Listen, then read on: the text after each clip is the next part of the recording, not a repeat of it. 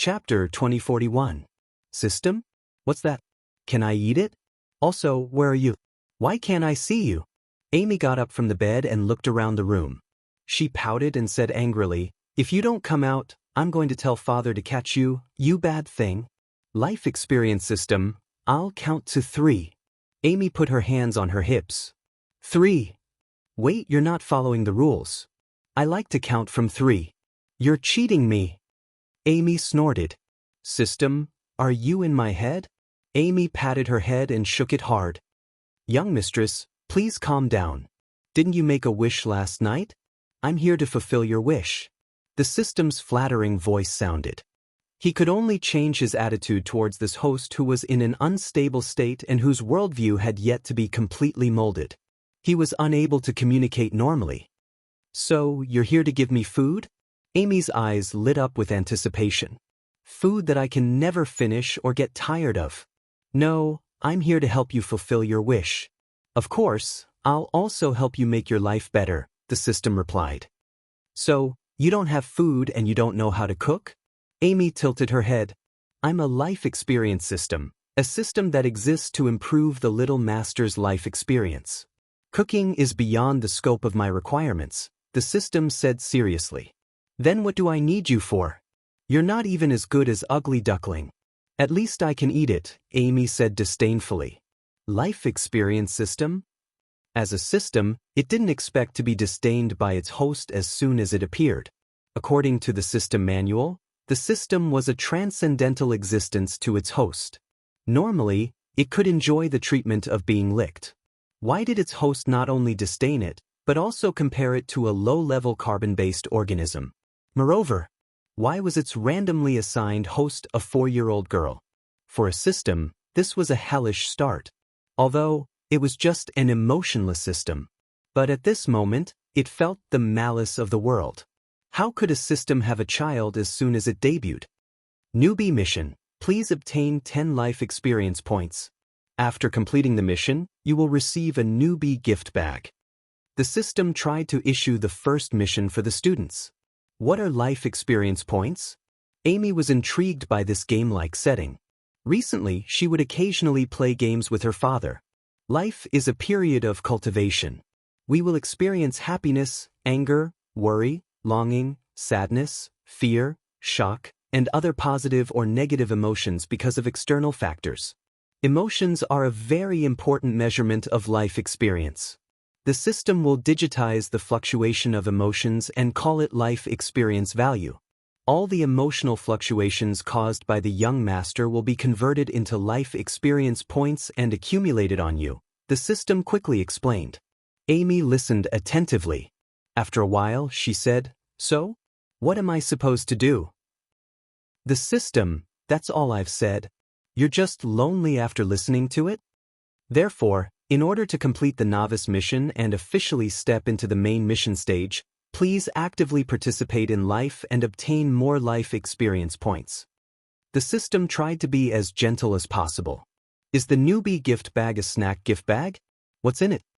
Amy asked again. In order to maintain a sense of mystery and the young master's enthusiasm, we systems don't usually reveal the rewards. Some even use a big wheel to maintain randomness, the system explained. If it wasn't for the delicious food, I would ignore you. Amy snorted. The system. In the human vocabulary, there was a word, mad, which was very suitable to describe its current mood. It was a system. A high-level support system that only the chosen transmigrators had the opportunity to obtain. But in her eyes, it was just a snack storage? Amy lay back on the bed and looked around to make sure there was no one around. Then she said in her mind, "How do you speak in my head? Why don't I make any sound when I talk to you?" The system resides in the young master's mind. We communicate with each other using brainwaves, so we don't make any sound and won't be noticed by others. Then if I die, will you die too? In theory, that's the case. Then you have to be careful. Your little life is in my hands. Amy smiled. From the life experience system's distress +1. Look at that number, it jumped. Did I get an experience point now? Amy's eyes widened in surprise. The system, As a system, it was actually being taken advantage of by the host. What a shame. But it was really infuriating. Young master, according to the binding rules between the system and the host, the young master must keep my existence a secret. In other words, you can't tell anyone about my existence. Otherwise, you will be punished. Father said that other than life and death, everything else is trivial. If you kill me, you'll be committing suicide. How will you punish me? Amy tilted her head and asked with a smile. The system, motherfucker. From the life experience system's distress +1, +1. If it weren't for the lack of authority. The system didn't mind issuing a patricide mission in the Year of Celebration series. So, before getting out of bed, Amy successfully obtained 5 life experience points from the system. That's it? That's too easy, isn't it? Amy looked at the 5 experience points and then continued to explore the so-called system. An interface appeared in her mind. It was similar to the interface of the game that her father usually played. The main interface showed host, Amy level, 0, 0 out of 100, life experience points, 5 skills, none mission system, newbie mission, obtain 10 life experience points. In progress, mission reward, newbie gift pack lucky draw system, not yet available. For more functions, please explore on your own. If it was an ordinary 4-year-old child, it would probably be very difficult to understand this attribute panel. But for Amy, it was very easy to understand. It was just like farming monsters. She could obtain life experience points and then use them to level up. System, are you there? Amy put away the attribute panel and then asked with a smile. Newbie guidance has begun. Side mission. Young master, please make a delicious breakfast for your family. Interacting with your family can quickly obtain life experience points and deepen your relationship. If the mission is successful, you will receive an additional reward. The system quickly issued a side mission. As a system, if other systems found out that their host's newbie mission was obtained from them, it would be very embarrassing. It would be the kind of thing that would get them kicked out of the group chat. Just like a certain gourmet system senior. Chapter 2042. Make breakfast? Amy sat up and thought seriously for a while. Then, she said with some distress, but I don't know how to cook. Don't worry, young mistress. As a life experience system, the system will provide you with comprehensive assistance and guidance. I guarantee that you will be able to make a delicious breakfast, the system said confidently. Okay, then I'll get up first. Amy got up quietly. She didn't wake and took out a small apron from the closet and tiptoed out of the room. Amy appeared in the kitchen with the apron on.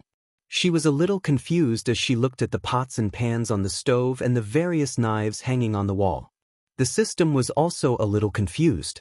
Isn't this a fantasy world? Why are there so many kitchen utensils from a technological world? And there's electricity? This doesn't make sense. He took out his system manual and confirmed it carefully. This was indeed a fantasy world. It was the kind of fantasy world where dragons flew in the sky, trolls beat their chests, and succubi were all kinds of amorous creatures. But what the hell was that rice cooker? Was it some kind of demon in disguise? The system felt that its fragile worldview had suffered a huge blow. Maybe there was an error in the time of arrival, and this world has already developed technology? The system tried to convince itself. What should I make for breakfast? Amy asked. A 4-year-old child needed to be guided patiently. The system tried to be as calm as possible. What do you usually eat for breakfast, young mistress? Youtiao with soy milk, or a bowl of Yangzhou fried rice. Congee with pork and century egg is also good. Tofu pudding is a little troublesome, but fried chicken is delicious. Occasionally I'll add a yolk puff. Wait, these foods, why did they appear in this world? The system's worldview collapsed again. It was even a little confused. The results from his database showed that these foods should have come from a low-level planet called Earth, including the name Yangzhou. So, what should we make? Amy tapped her 2 little fingers together, a little conflicted. It's too dangerous to make deep-fried dough sticks, and the yolk puff and tofu pudding are too complicated to be mastered by young mistress. Therefore, you can only choose Yangzhou fried rice and congee with preserved egg and lean meat. I suggest you make the simpler congee with preserved egg and lean meat, the system suggested. It was the gourmet system's fried rice opening. Amy shook her head and refused. No, Father said that I should be brave enough to accept the challenge. I want to choose the rainbow fried rice. The system, right now, he wanted to drag that legendary father of his out 100 times. Okay, now you need to get the following ingredients: prawns, eggs, drumsticks, mushrooms. Wrong, it's these. Amy opened the fridge, moved a stool over, and stepped on it. She took out the ingredients needed for Yangzhou fried rice from the top shelf of the fridge. Prawns as thick as Amy's arm, high-quality mica eggs, high-quality ham that had been marinated for many years, fresh precious tree mushrooms. How can there be so many precious ingredients? The system was a little surprised. According to the life experience system's step-by-step philosophy, the first step to obtaining a delicacy should be to plant and obtain ingredients. For example, raising a piglet to prepare for marinating the ham, hatching an egg for laying eggs, going into the mountains to pick the freshest tree mushrooms, going into the sea to catch the fattest prawns. But in the end, she opened the fridge, and there was everything? And they were all high-quality ingredients. So, what's next? What should I do? Amy asked expectantly as she placed everything on the cutting table. Although her father had taught her how to cook before, she really couldn't learn it, so she gave up. Now that she was going to make breakfast for her parents, she was very interested. Choose a handy kitchen knife and cut all these ingredients into small pieces, the system began to teach. Amy chose a kitchen knife that her father often used from the knife rack, climbed onto the stool, grabbed a piece of ham with her small hand, and chopped it down. Crack. The steel cutting table was cut in half and collapsed with a loud crash. Amy held the kitchen knife with her mouth slightly open. System. What kind of freak was this? She could even chop down the cutting table when she was just cutting vegetables. This cutting table doesn't seem very sturdy, Amy said in a daze. How could you blame it for not being sturdy? The cutting table wanted to flip itself over when it heard this. You obviously used too much force. Then what should I do now? I broke Father's cutting table. If he sees this, he'll be very angry. Amy suddenly came back to her senses and said anxiously, Don't worry, little mistress. It's just a cutting table. I believe your father won't blame you. After all, you're so cute. If Father gets angry, will I be able to get life experience points? The system was shocked, but it still answered, theoretically yes. No, I can't make Father angry and sad. He has to raise me and Mother. It's hard on him every day. Amy shook her head and put the kitchen knife to the side. She picked up the ingredients that had fallen to the ground, and then picked up the cutting table that had been cut in half. It's already broken. It needs a blacksmith to weld it back together.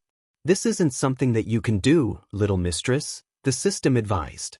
Of course, picking up a cutting table that weighed over 1,000 kilograms with her bare hands wasn't something that a 4-year-old girl could do. In any case, from the looks of it, its host wasn't simple at all.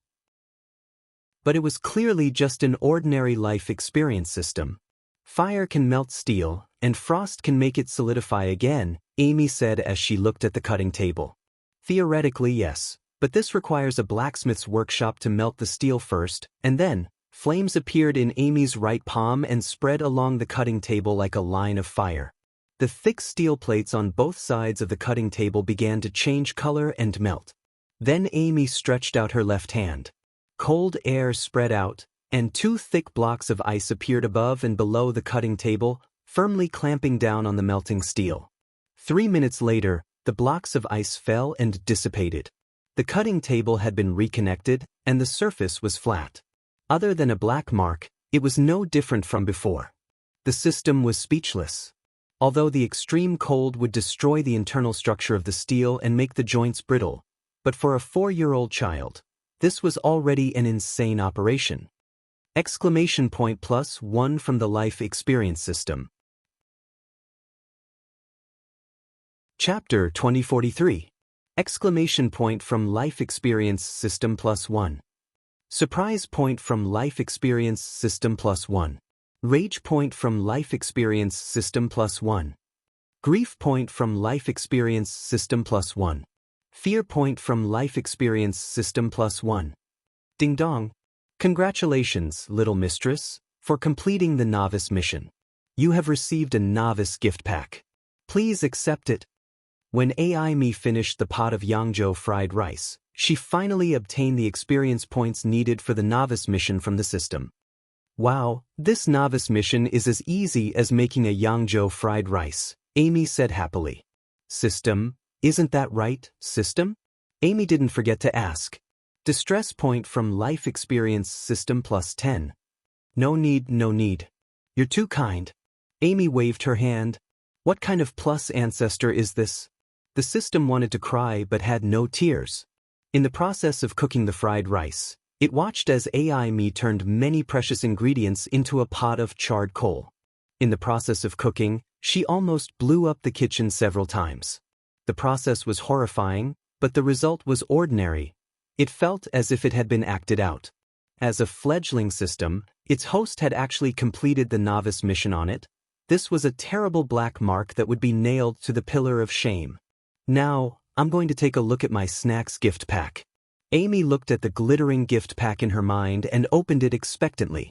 Congratulations on obtaining Joke King. You have received a tribute appraisal. After opening the gift pack, the system's voice rang out. Amy looked around and asked, "Where are my snacks?" Let me clarify, that's a novice gift pack, not a snacks gift pack. The system emphasized. Why? You said you were going to help me fulfill my wish, but you gave me Joke King. You didn't even give me a pack of Wangzi Mantu.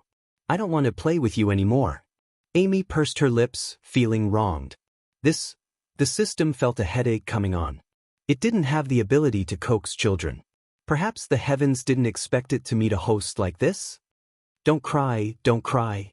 If you're sad, you can take a look at the Joke King and that attribute appraisal skill. It's really fun. The system braced itself and coaxed. Amy stopped feeling sad and activated attribute appraisal. The learning process only lasted for a minute. When she opened her eyes again, she saw the pot of Yangzhou fried rice in front of her. A pot of exploding Yangzhou fried rice. The system, I cracked. Xiaomi, what are you doing? At some point, Meg had appeared at the kitchen door. Looking at the mess in the kitchen, he was a little surprised to see Amy still holding a spatula in her hand. I'll make breakfast for you guys. Amy turned around to look at Meg. Her face, which had 2 charcoal stains, revealed a clean smile. Her eyes were curved and she looked very cute. Breakfast? Meg stepped over a kitchen knife standing at the door and came to the stove full of rice. Looking at the pot of dark cuisine on the stove, the corner of his mouth twitched. Even with the perspective of a professional chef, he couldn't tell what this pot of dark stuff was. Yes, this is the rainbow fried rice I made for you guys. You guys worked too hard, so I wanted to make breakfast for you guys. Amy nodded. Looking at the fried rice in the pot, she said a little embarrassedly, but it seems to have become black earth fried rice. Meg looked at Amy, who was a little depressed, and felt warm in his heart. He was a little touched. No, it's pretty good. Meg smiled and patted her head. Touched by Meg +1. Amy's eyes lit up. If her father was happy, she was happy too. Did the kitchen explode? Why is there a burnt smell? Irina walked to the kitchen door with a frown. Looking at the mess in the kitchen, she was stunned. It really exploded? Meg woke up early to make breakfast for us. It's her first time, so it's inevitable to bump into something. Meg turned around and smiled. Irina smiled and said, "Is that so? Then it's a little better than the first time I cooked." What delicious food did you make? Irina walked into the kitchen and saw the black pot. The corner of her mouth twitched. This is rainbow fried rice, but there are too many clouds today, so it turned black, Amy introduced with a smile. It's pretty good. Irina nodded. It couldn't be helped. Her children had perfectly inherited her cooking talent. Amy was greatly encouraged. Taking out a bowl from the cupboard, she said, "If father and mother like it, then I'll get some for you." Meg and Irina opened their eyes wide at the same time. Are we really going to eat this for breakfast? Irina whispered in Meg's ear. It's hard to refuse such kindness. Meg sighed softly. Amy got 4 bowls of black Yangzhou fried rice. The family of 4 sat at the table and stared at each other. A faint burnt smell wafted from the bowl. Even in such a harsh cooking environment, the top-grade ingredients still exuded a trace of stubborn fragrance. "Eat, don't be shy. There's more in the pot," Amy said to the 3 of them expectantly. Meg, Irina, and Meg looked at Amy's clean smile, just like when they first met. The expectation in her eyes made him unable to refuse. After a moment of hesitation, he picked up the spoon and scooped a spoonful of black fried rice and put it into his mouth. How to describe this feeling? It was like the ingredients were first rolled around in a saline alkali soil, then thrown directly into the fire and stir-fried together with the ashes. Finally, when they were taken out of the pot, they were scraped off a layer of the ground to serve on a plate. It was hard to imagine that this kind of taste could be created.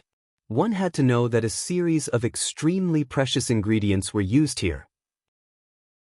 Even if it was just stewed with water, the taste wouldn't be too bad. "How is it? Is it good?" Amy asked expectantly. Meg, who had already lost the desire to chew, looked at Amy's expectant gaze and continued chewing. He still had to maintain a smile on his face. Then, he quickly picked up the water beside him and gulped it down. From Meg's distress +1, "It's not bad." Meg nodded with a smile. What could he do? It was his own child. He had to bear it himself. Hee. Amy smiled happily, but she was a little puzzled. Why did father clearly like the fried rice I made, but why were there distress points in his mind? There must be something wrong with the system. Yes, this stupid system. Mother, what do you think? Amy looked at Irina. From Irina's distress +1. Chapter 2044. Irina happily took a small bite of the fried rice and swallowed it while enduring the discomfort in her stomach. It's pretty good. Irina drank a glass of water and nodded with a complicated expression. She hadn't eaten something so disgusting in many years. The last time, it was probably when she tasted her own cooking. It was a bison the size of a small mountain. In the end, it was roasted into ashes. The taste of the fried rice. She still felt discomfort in her stomach when she thought about it. Amy's soul-stirring fried rice was her true inheritance. Hearing the praises, and eagerly picked up the spoon and scooped a spoonful of fried rice into her mouth. Her eyes gradually widened as she looked at Mag and Irina with bewilderment. Her bright eyes were like that of a little deer that had been deceived. But in the end, she swallowed the fried rice, put down the spoon silently, drank a large glass of water, and forced a smile. From Anne's distress, +1. I'll go clean up the kitchen, and then make some other food. Mag walked to the kitchen with the bowl in his hand. I can help clean up. Irina, who never did any chores, got up and carried her bowl to the kitchen. And also got up silently and carried her bowl into the kitchen. It seems like this fried rice isn't as bad as I thought. Everyone seems to like it. Amy picked up the spoon and ate a spoonful of fried rice with anticipation. Amy's expression froze. Silence, blurg. How can it be so disgusting? Amy was shocked. This won't hurt her self-esteem, right? Irina glanced at the door and smiled. I hope the little one can clearly recognize her talent in cooking and stop tormenting the kitchen and our stomachs every morning. Meg smiled and shrugged. He was quite touched that Amy cooked for them.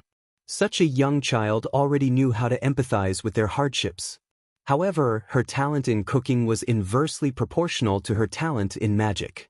Her talent was a complete mess. If it was Anna, she should be able to make a decent Yangzhou fried rice. With Irina's help, the kitchen was quickly restored to its original state. Meg took out various ingredients from the fridge, and only then did he notice that there was a cut on the cutting table. He's not used to using a kitchen knife. It's normal, Irina glanced at him and said calmly. Meg glanced at her. Most people wouldn't think that this was normal. You have a problem with it? Meg quickly shook his head. No, it's quite normal. I used to chop up the cutting table to cook. So, in order to take care of my feelings, Lord Father and the others are even willing to accept this smell. Amy glanced in the direction of the kitchen before turning to look at Ugly Duckling. which was stretching lazily on the counter. An overly fat feline. This was the first time that Ugly Duckling didn't take the initiative to come to the table during a meal. Ugly Duckling seemed to have sensed something amiss. It turned its head and saw Amy walking over with a spoon filled with dark cuisine. "Come, Ugly Duckling, try the breakfast I made for you." "Don't come over." Ugly Duckling's hair stood on end as it glared at Amy. Amy hugged Ugly Duckling, which was about to retreat. Then she pinched its round face, picked up a few pieces of fried rice from the spoon, and threw them into its mouth. Ugly Duckling kicked its legs and died on the spot. From Ugly Duckling's distress, +3. Wow, that works too. Amy's eyes lit up. She looked at Ugly Duckling as if she had seen a treasure. Amy put down the spoon, pinched Ugly Duckling's fat face, and said happily, "Is it dead? That's a pity. Looks like we can only have Peking duck or roast goose for lunch today." Meow. Ugly Duckling, which was tilting its head and sticking its tongue out, suddenly opened its eyes and meowed weakly. "This Ugly Duckling looks like it had a heat stroke. Why don't we, meow meow meow." Ugly Duckling got up quickly and rubbed its head against Amy's hand intimately. It then jumped up and down on the counter to show that it was very healthy. From Ugly Duckling's distress, +1 +1 +1. In just a short while, Amy received 10 life experience points from Ugly Duckling. Meg came out with the breakfast that he had remade. It was bright Yangzhou fried rice, a classic combination of soy milk and youtiao, a bowl of lean pork and century egg porridge that was good for the stomach, and a bowl of spicy wontons in chili oil. "This is?" Everyone's eyes were attracted by the bowl of bright red wontons in chili oil. There was no such spicy breakfast on Meg's breakfast menu. Moreover, this was something that they had never seen him cook before.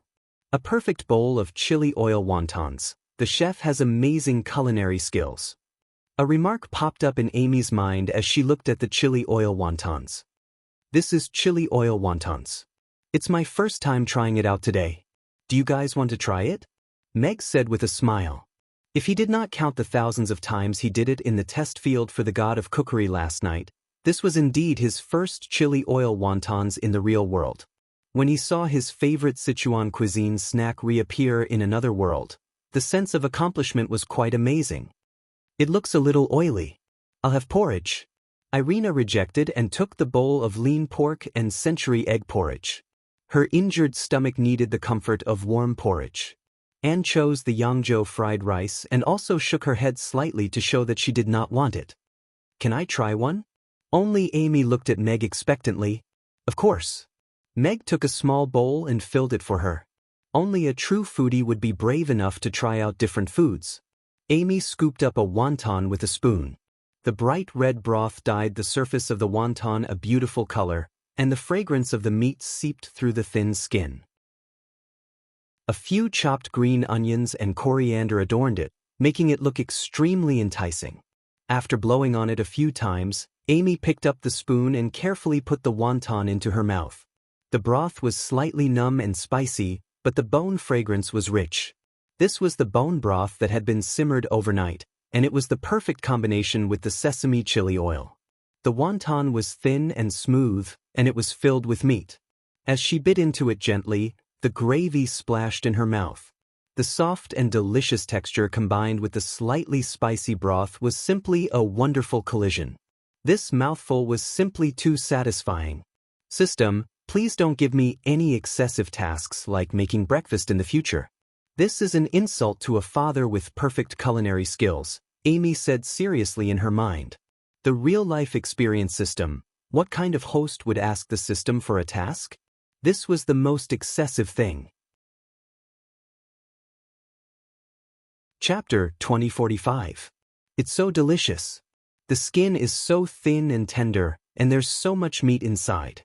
It's so blissful to bite into it, Amy praised. For a glutton with a broad spectrum, it was impossible to have a light breakfast.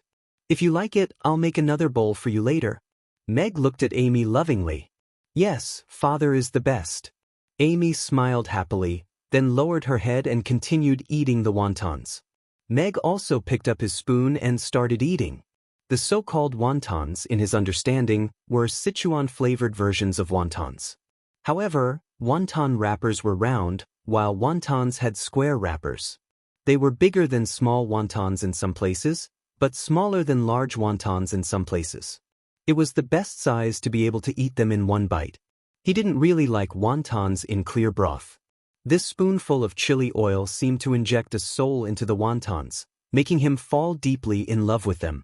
He first tasted the broth. The thick bone broth blended with the chili oil that he had meticulously simmered. Bits of cooked sesame seeds floated in the broth. It was just a mouthful of broth, but he could taste layers of flavor. It was delightful. Then he ate the wontons.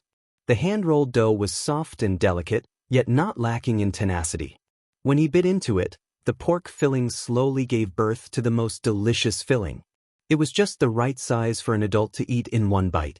At the same time, it provided the greatest sense of satisfaction. This chili oil wonton did not disappoint him. Although Amy gave them a scare early in the morning, breakfast still ended in a happy atmosphere. There was nothing to do in the morning, so after Meg tidied up, he made a pot of fruit tea and sat around the table with his family. Anna had already laid out her tools and was continuing to draw. I heard that the number of customers increased by a lot yesterday? Irina asked Meg with a smile. There's still some distance to the first small goal, Meg said modestly. How many is that? Meg smiled and said, 1,000 customers. Ding dong. Side mission, Old Father's wish, help Saipan Tavern gain 1,000 customers. Upon completion, you will receive a mysterious reward. At this moment, the system's voice rang out in Amy's mind. You call this a mission? With Father's culinary skills, he can finish it himself in a few days, Amy said, puzzled. The system, you have a lot of faith in your father. Little Lord, please work hard to complete the mission and actively participate in it.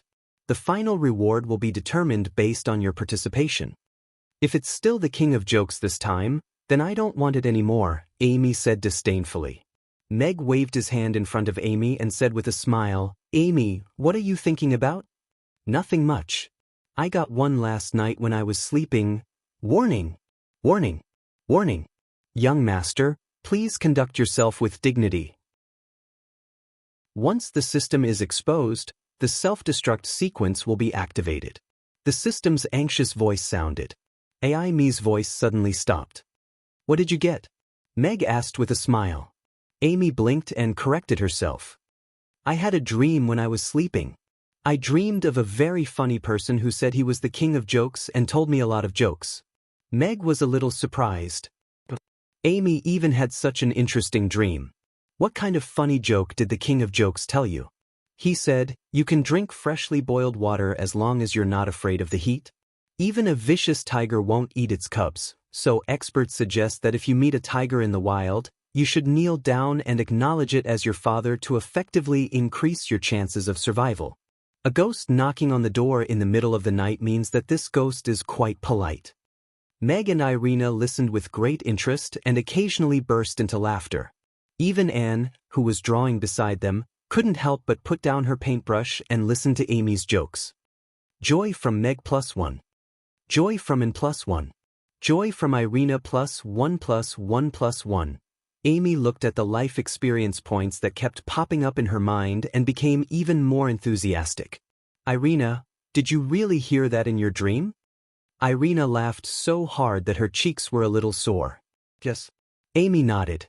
She also wanted to be an honest child, but the system didn't allow it. This badass system.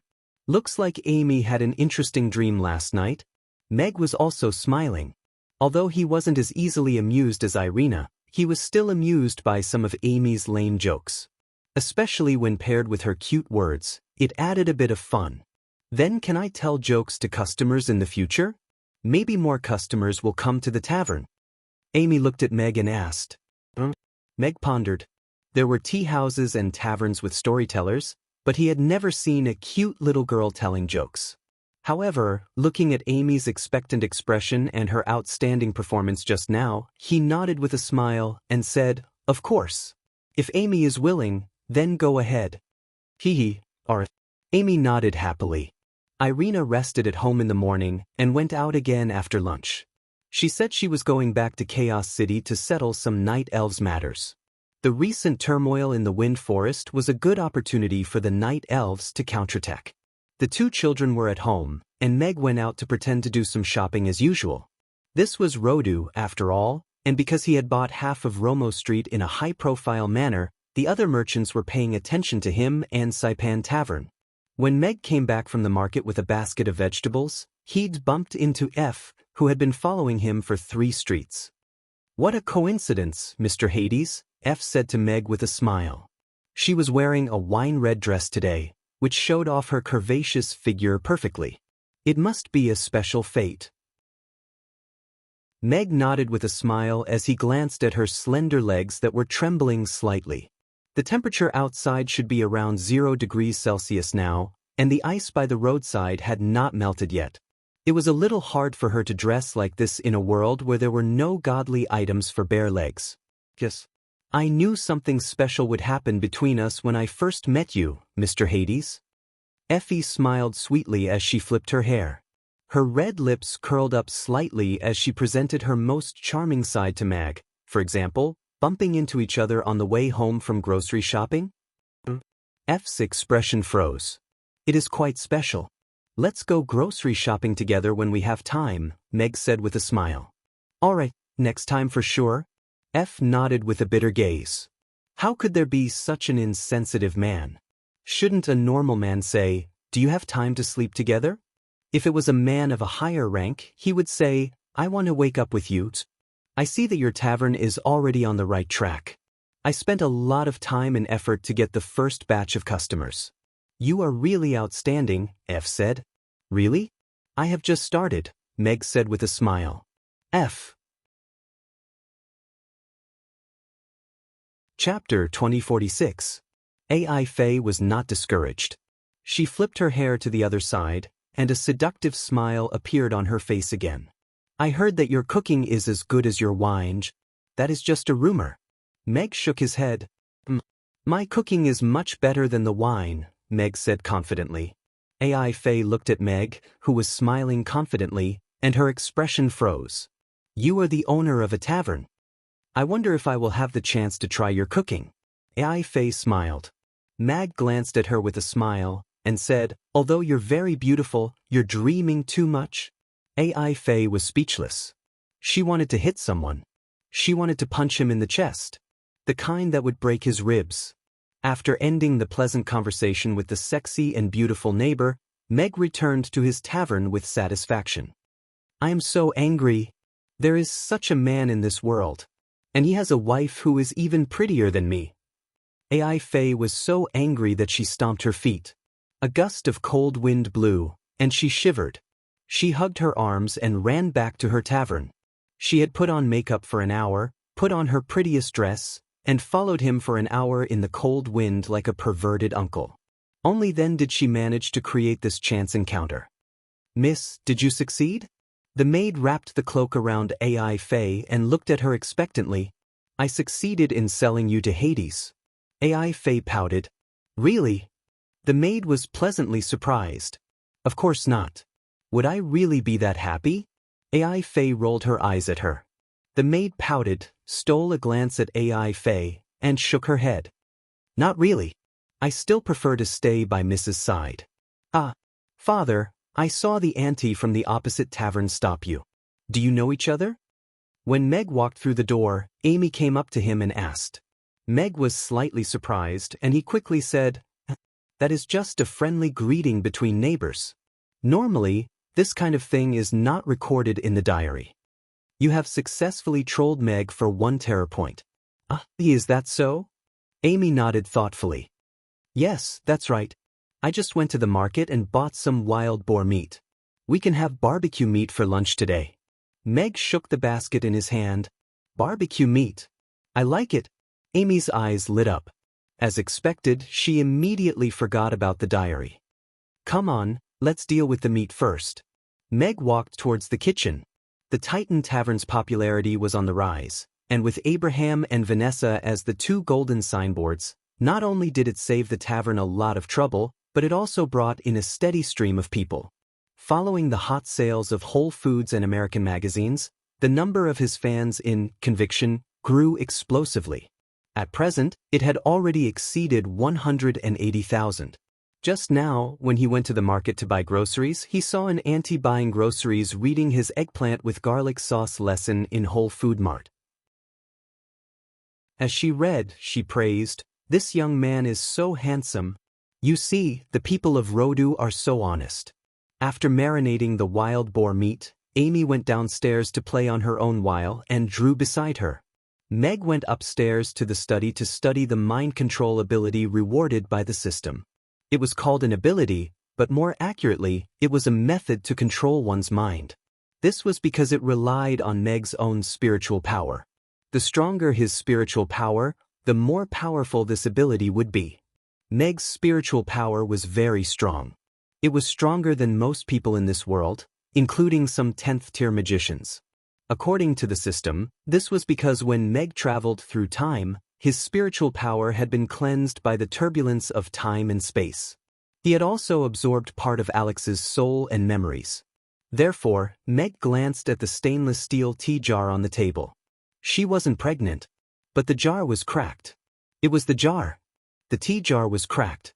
The large tea jar made of 304 stainless steel was directly squeezed into a thin piece of metal by Meg's glance. This is really a godly ability. Meg picked up the piece of metal and clicked his tongue in wonder. After that, Meg controlled a book on the table and made it fly up into the air. The book would fly wherever his gaze was directed, just like a flying sword. But in a moment of carelessness, it flew out of the window, crossed the street, and flew into the half-closed window on the second floor of the Titan Tavern diagonally across the street. This? Meg opened his mouth slightly. If he wasn't wrong, that book should be a collector's edition of Jean Ping Mei? Of course, it was a collector's item. Who would read Jean Ping Mei? But, after all, this was the first of the 4 great books of this world. He didn't know what would happen if it flew into an ordinary person's house. It's just a book. It shouldn't be a big deal. Meg comforted himself. Because he wasn't very skilled, this kind of accident happened. It really shouldn't have happened. But this also gave Meg a reminder. Of all the things to practice flying, he just had to use a book that was not suitable for children at night. Meg closed the window and picked up a copy of The Wizard of Oz to practice flying. But this was the classic China version. Sure enough, after switching to a cultivation book, flying was very stable. Meg was having a lot of fun here. On the other side, AI Fei, who was sitting by the window and holding her cheek, was still sulking. Her face was covered by a flying book and she almost died on the spot. "Who hit me with a brick?" AI Fei got up from the ground and removed the unidentified flying object that covered her face. On it were the 3 big words Jean Ping Mei. But she couldn't read Chinese characters. So she saw the 3 big words Jean Ping Mei. But she didn't know that these 3 big words were Jean Ping Mei. Although she couldn't understand the 3 big words on the cover of the book, other than the 3 big words, there was also a picture of a beautiful woman with half her breasts exposed. She was naturally seductive as she stood by the window and held a short pole in her hand. She was smiling as she looked at a man downstairs. One look and you can tell it's not a serious book. So AI Fei closed the door and locked it from the inside. Then she closed the window and flipped open the cover to continue reading. Meg put The Wizard of Oz book back to the top of the bookshelf. Then he went downstairs. Flying sword, he actually already knew how to use it. But this was very different from mental control. It relied on powerful strength as well as establishing a connection with the Tiandu sword. His flying sword was more like a large hidden weapon. It didn't have a high margin for error. But if mental control was added to it, it would give the flying sword more possibilities. It would also give his fighting style more possibilities. Of course, this still needed to be developed and practiced.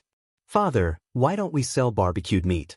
If we sell barbecued meat, there will definitely be more customers coming to drink, right?" Amy looked at the meat sizzling on the iron plate and swallowed her saliva. Chapter 2047. Of course, selling barbecue was a good business. This had already been proven at Amy's. Moreover, barbecue paired with wine was an irresistible combination. But whether it was mutton kebabs, beef kebabs, or roasted pig's eyes, They had all been introduced at Amy's. If Saipan Tavern were to introduce barbecue now, it would most likely be exposed. Vanessa and Abraham had already smelled the aroma, so it was better to be a little more prudent. Because if we sell barbecue, Saipan Tavern will become Amy's. Meg shook his head as he picked up 2 pieces of barbecue for Amy. Oh. Amy nodded and put a piece of meat into her mouth. After a while, she said, then can we add a dish that goes with wine? Something that hasn't appeared in our restaurant before. Of course, but Meg muttered, creating a delicious dish that goes with wine is not an easy task. Ding dong. Optional side mission. Help father create a delicious dish that goes with wine. Mission reward, unknown. Young master, do you accept? At this moment, the system's voice sounded in Amy's mind. Ding. Mission. Host, please enrich the tavern's menu and create a new dish that goes with wine. Mission reward. Receive 2 recipes that go with wine. At the same time, the system's voice sounded in Meg's mind. Meg and Amy were both stunned, and looked at the 2 of them with some confusion. She reached out her chopsticks and silently picked up a piece of barbecued wild boar meat. She dipped it in the sweet and spicy sauce, then wrapped it in fresh green lettuce and opened her mouth to take a bite. The moderately thick wild boar meat had already been marinated, and the perfect amount of fat made the meat tender and juicy even after being barbecued. Lightly chewing, the meat juice splashed in her mouth, and the spicy and sweet intertwined to create a beautiful symphony. Coupled with the fresh lettuce, it was really satisfying to take a full bite. Cooking with father? Sounds interesting, I accept. Amy said in her mind. Create a new dish that goes well with alcohol, Amy? Meg thought for a moment and agreed. After all, this kind of buy one get 2 free deal did not happen often in the system. Father, can I create a dish for the guests with you? Amy looked at Meg and said expectantly, although I don't know how to cook. I know how to eat. Look, what a righteous request. Sure, of course. Meg nodded, a little surprised by Amy's enthusiasm. The little guy had always been interested in food, but he was not very interested in the process of cooking. However, she could also be greedy for the failed products he created during the process of cooking. Since he had accepted the mission, Meg began to think about what dish he should add to the tavern's menu after finishing his lunch. Cold dishes were naturally the simplest. After the practice of cold dish of pig ears, cold dish of pig tongue, and chili lung slice, he was now quite knowledgeable about the concoction of cold dishes. Cold dishes that went well with alcohol, such as cold dish of century eggs, cold cucumber, cold chicken feet, were all excellent. Cold dish of pig tongue and pig ears are a little oily. How about a refreshing and delicious cold dish of smashed cucumber? Meg's eyes lit up, and he had an idea in his mind. Century eggs were easily associated with Amy's century egg and lean meat congee. After all, there were no century eggs in this world. Cold chicken feet were pretty good, but troublesome. Whether it was the heat of cooking chicken feet, the technique of handling chicken feet, or the concoction of soaking chicken feet, they all required constant experimentation. Smashed cucumber was different. Smashed cucumber, who didn't know how to do that? Thinking about it this way, cucumber was really a high-end ingredient that was delicious and easy to use. Amy sat opposite Meg with her hands under her chin and her short legs swinging as she stared at him for a long time. Finally, she could not help but ask, "Father, what dish are we going to make?" "We're going to make a dish of smashed cucumber. Let's go and try it." Meg rubbed the little one's head and walked towards the kitchen. The taste of smashed cucumber varied from person to person. Some people liked sweet and salty ones, while others liked spicy ones. However, his favorite was still sour and spicy ones. The sour and spicy smashed cucumber was not only good with alcohol, but it was also excellent with porridge. There were no cucumbers in the fridge, but Meg used the mission as an excuse to get a batch from the system. The cucumber was straight, and it was just the right size to hold it in one hand. Yes, this was the best quality cucumber that was very suitable for smashed cucumber. "Is this a cucumber?" Amy asked curiously. "Why are cucumbers green?" Meg was speechless for a moment. The little one had actually asked about his blind spot. Amy tiptoed and took a cucumber from the fridge. She waved it in her hand. Give me a wooden club. I'll use this to scare Ugly Duckling.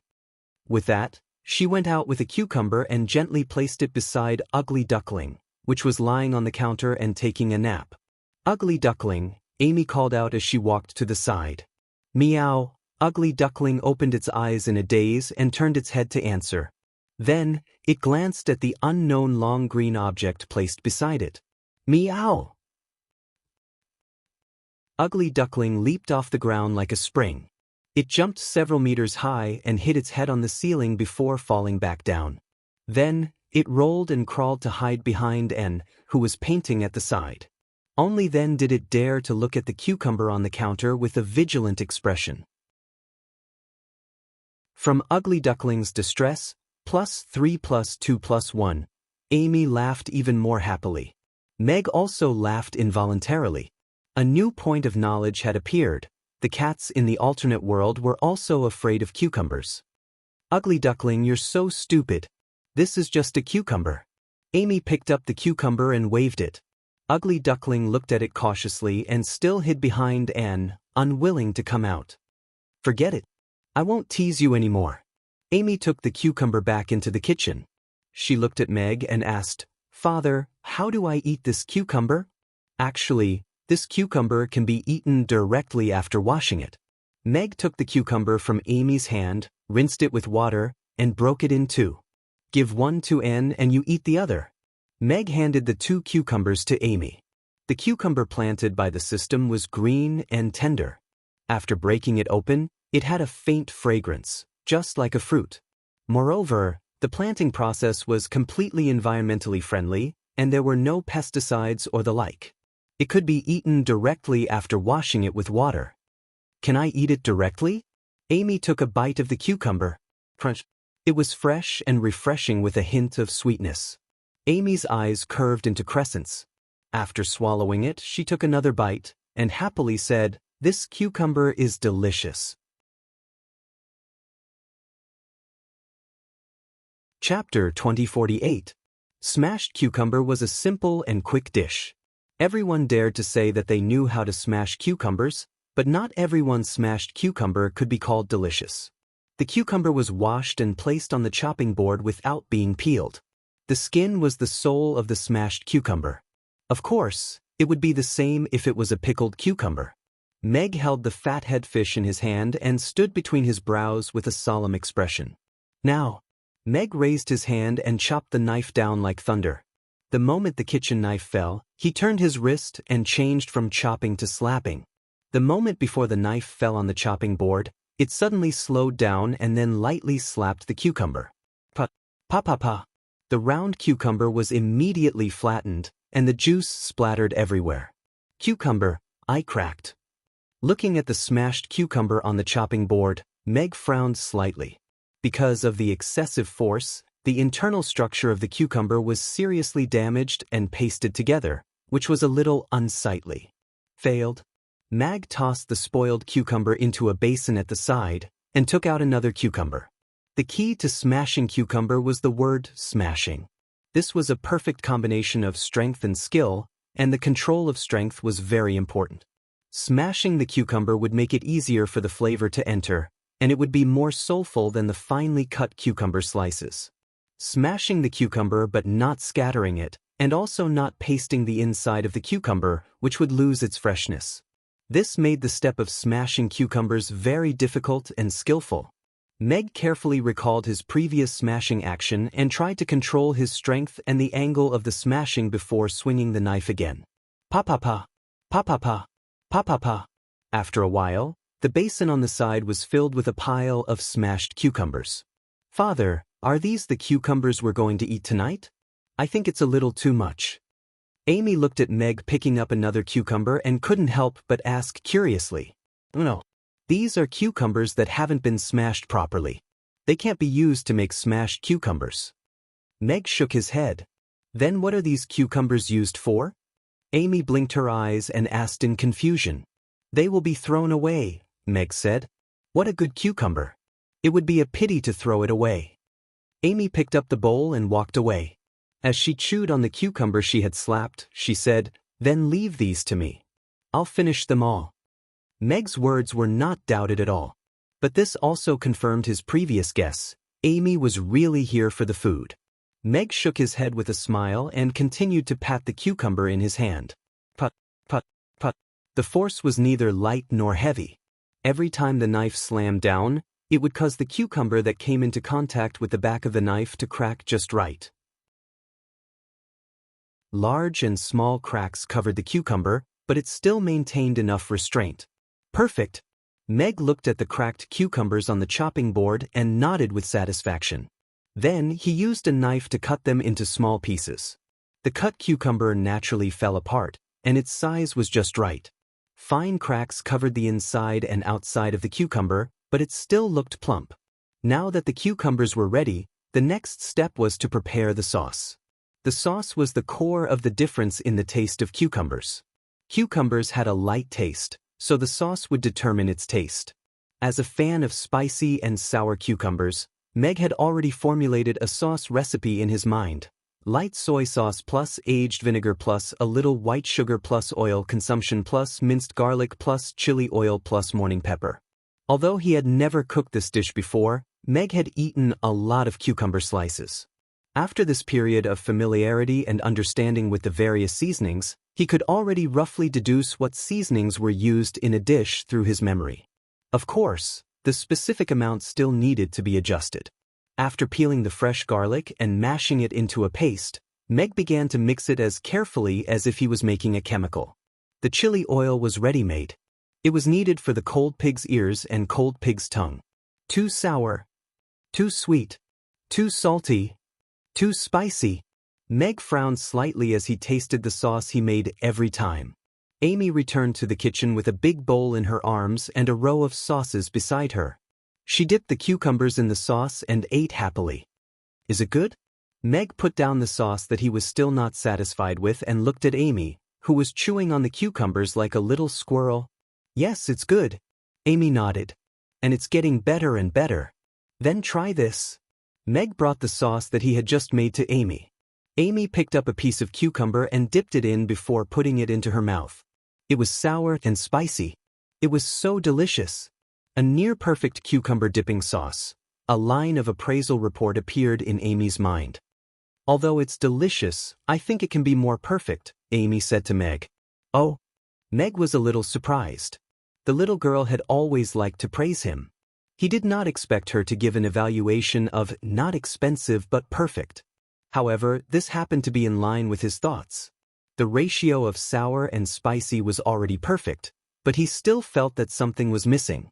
Father, is this cucumber to be dipped in? Amy asked. Right.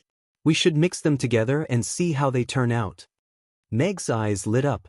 He had paid too much attention to the process and neglected the possible reaction after the two were mixed together. Although the taste of the cucumber was light, it also had a special fragrance. Moreover, cucumbers were easy to release water. After the sauce was mixed with them, it would become lighter due to the precipitation of water from the cucumber. This was also a problem that needed to be considered. Cucumbers are a cold dish, not a dipping sauce. Meg smiled and slapped another cucumber. Then he made a sauce according to the previous recipe.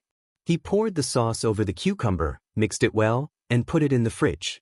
Not long after, Meg took the cucumber out of the fridge. The water in the plate had indeed increased a little, but because of the refrigeration, the amount of water was not too much.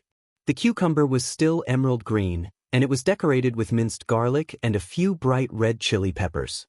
The sour and spicy taste slowly wafted over, making people salivate. Try this. Meg took 2 pairs of chopsticks and handed one to Amy. He picked up a piece of cucumber and put it into his mouth. The sourness of the vinegar could not wait to bloom in his mouth first, followed by the spiciness. The spiciness of the chili oil and the chili peppers blended together, making the spiciness even more prominent. When he bit into the cucumber, the crisp texture and the refreshing and rich juice bloomed in his mouth, neutralizing the sourness and spiciness in the most wonderful way. This is the taste. Meg's eyes lit up. He finally found the crux of the imperfection, which came from the original taste of the cucumber. Now, The taste of this cucumber had completely met his requirements. Although it was not as good as a real master's, it was enough to go with wine and porridge. Amy picked up a piece of cucumber. A perfect cucumber, amazing culinary skills.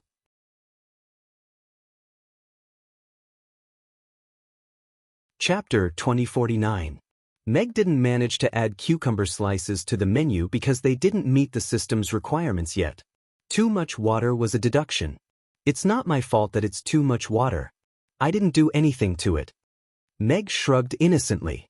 This cucumber slices still have a lot of room for improvement. They don't meet the system's perfect standards. Please continue to practice and research. The system said seriously. Stupid system, there are so many requirements. Meg pursed his lips and looked at the cucumber slices in front of him worriedly. Father, this cucumber slices are super delicious.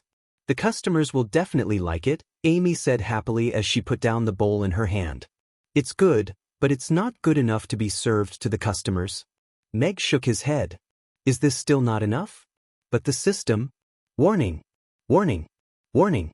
Please pay attention to the confidentiality rules. The life experience system's warning immediately sounded. System? I think it's already perfect. Amy swallowed her words and said, there's too much water seeping out, and it's still increasing. This means that the cucumber's taste will get worse as time goes by. This is a very bad flaw. Meg shook his head slightly. Looking at the increasing water content on the plate, he also realized the seriousness of the problem. Drinking was an activity with a relatively long span of time. If a dish couldn't meet the requirements of the system, it meant that it didn't meet the requirements.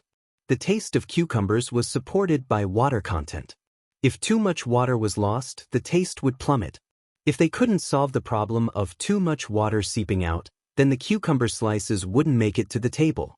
System, does this mean that I've completed the mission? Amy asked in her mind. No new dishes have been added to the menu. But you just said that it's a perfect cucumber slices, Amy said seriously. System. According to the life experience system standards, this was indeed a perfect cucumber slices. Whether it was eaten with rice or porridge, it was very suitable. But the problem now was that the young mistress' father wasn't satisfied with this level of cucumber slices. What a stubborn old man. The system gave Meg a warning. Stupid system, you're not allowed to speak ill of my father. Amy said angrily, the little master. The life experience system was now very embarrassed. The evaluation was given by it, but now the dish was not on the menu, which meant that its requirements were not as high as a human's. This was a very bad thing. Because the dish did not meet the creator's requirements, the system has determined that the mission has not been completed. Little master, please continue to help your father improve the dish and complete the mission. The system's voice sounded. You liar. Amy said angrily. Adding vegetable oil in advance may reduce the amount of water that seeps out. Young master, you may be able to give us some hints in this regard. The system immediately suggested. Amy looked at the troubled Meg and suggested, Father, why don't we try mixing the red oil with the cucumber first? Meg was a little surprised by Amy's suggestion. He thought for a moment and nodded. Then I'll try it. The formula was almost perfect, and Meg didn't have any particularly good ways to improve it for the time being. However, Amy's words reminded him that the timing of the different seasonings during the mixing process might have something to pay attention to. After patting a cucumber, Meg changed to a side cut and increased the area of the cut. Then he scooped a spoonful of red oil into the cucumber and let the red oil coat the cucumber perfectly. Only then did he pour in the prepared sauce. After putting the mixed cucumber into the fridge, the father and daughter waited quietly at the side. Not long after, Meg opened the fridge and took out the cucumber. There's less water, Amy said in surprise. Meg looked at the small amount of water on the plate and his eyes lit up. Try it. Meg picked up a piece of cucumber with his chopsticks and put it into his mouth. It was still sour and spicy, but the texture of the cucumber was crisper and more delicious. It was a pleasant surprise. A decent serving of cucumber with garlic sauce. It's on the menu. Ding! Congratulations to the host for completing the mission of creating a dish. 2 dishes with wine have been released. Please check and accept them. The system's voice sounded in Meg's mind. Amy, you're awesome. We've successfully made a dish that goes well with alcohol, Mag said as he picked her up and spun her around in a joyful manner. If it weren't for Amy's reminder, he didn't know when he would have perfected this cucumber with garlic sauce. Joy from Meg +1 inch. Great. This cucumber is really delicious. Amy's face was also full of smiles. Ding dong. Congratulations to the young mistress for helping her father create a new dish with wine. Mission reward. A set of mini kitchen utensils. Side mission issued. Attack on cucumber.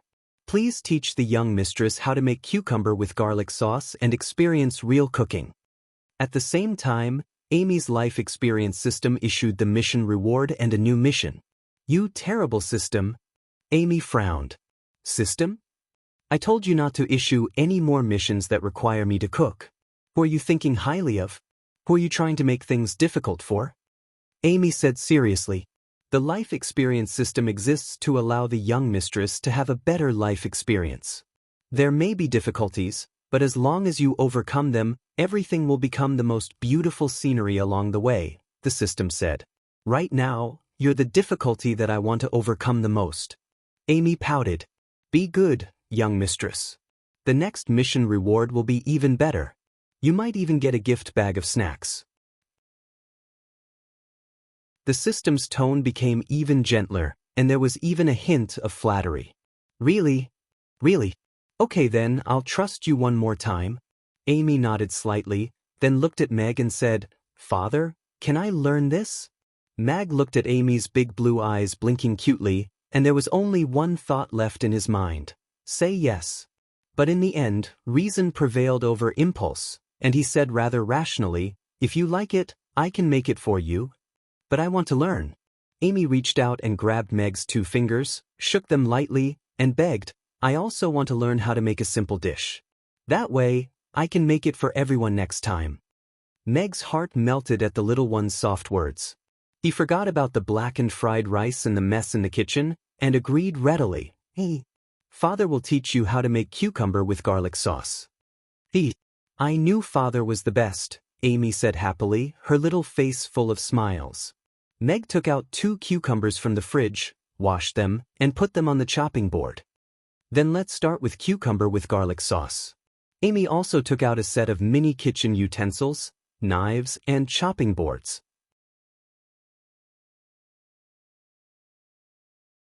Chapter 2050. A hint of surprise appeared on Mag's face as he looked at the mini kitchenware that Amy had taken out. The kitchen utensils were about half the size of normal utensils. The shiny knives reflected a sharp, cold light under the light. If it weren't for the 304 stainless steel label, this would definitely be a set of exquisite kitchen utensils made by a master.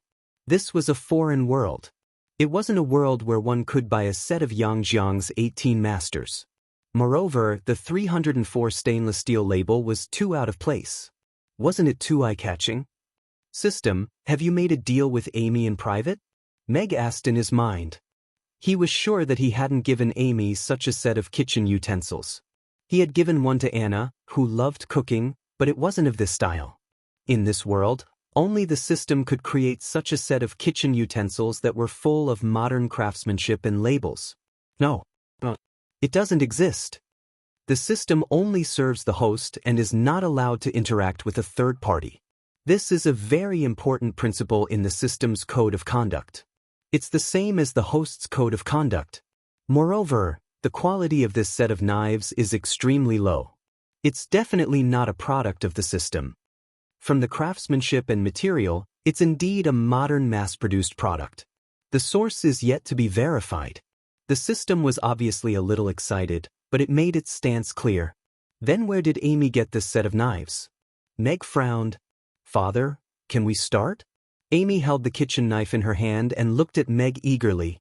Then let's start by learning how to slap a cucumber. Meg nodded and didn't rush to ask Amy. He held the kitchen knife and used the back of the knife to slap the cucumber as he said, You have to be quick. When the cucumber isn't paying attention, slap it lightly. Slap. Cracks of various sizes appeared on the cucumber, and only a small amount of juice splashed out. It looks very simple. Amy nodded. She raised the kitchen knife confidently and slapped it down. Boom. In the end, the chopping table couldn't withstand the attack. Meg, looking at the chopping table that was lying on the ground with its 4 legs bent, and the cucumber that had been smashed together with the chopping board, his expression was somewhat complicated. Amy, who was holding a bent kitchen knife in her hand, also looked shocked. I just patted you lightly, Amy said innocently as she turned to look at Meg. Yes, I know. Meg forced a smile as he patted Amy's head and comforted her. It's okay. Chefs do this all the time.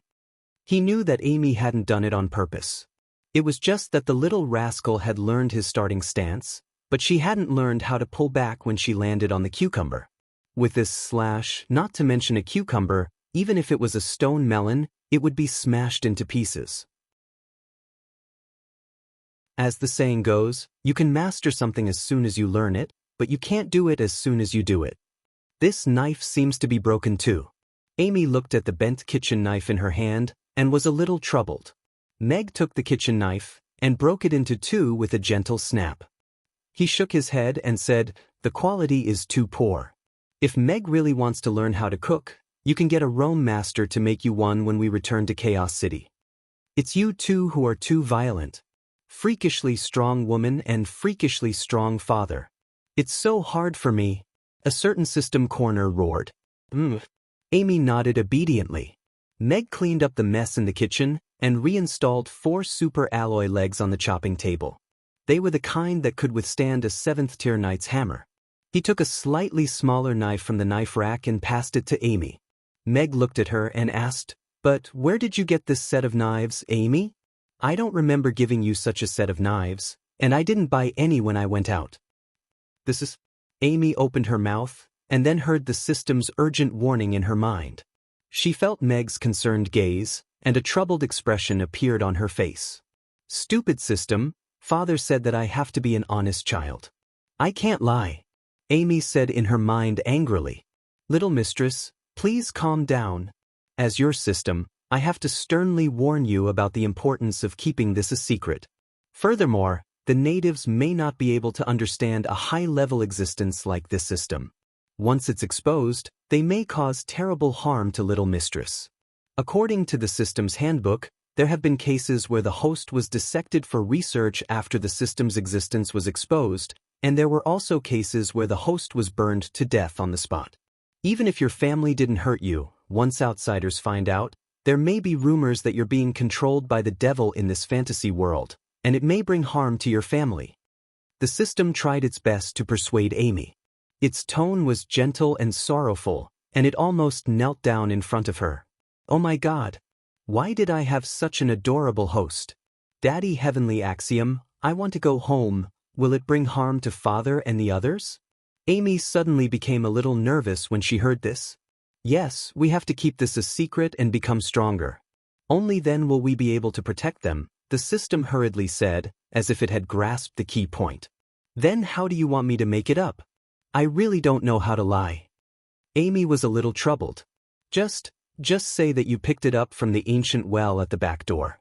Later, I'll put some other things in it to create the illusion that the ancient well leads to another space.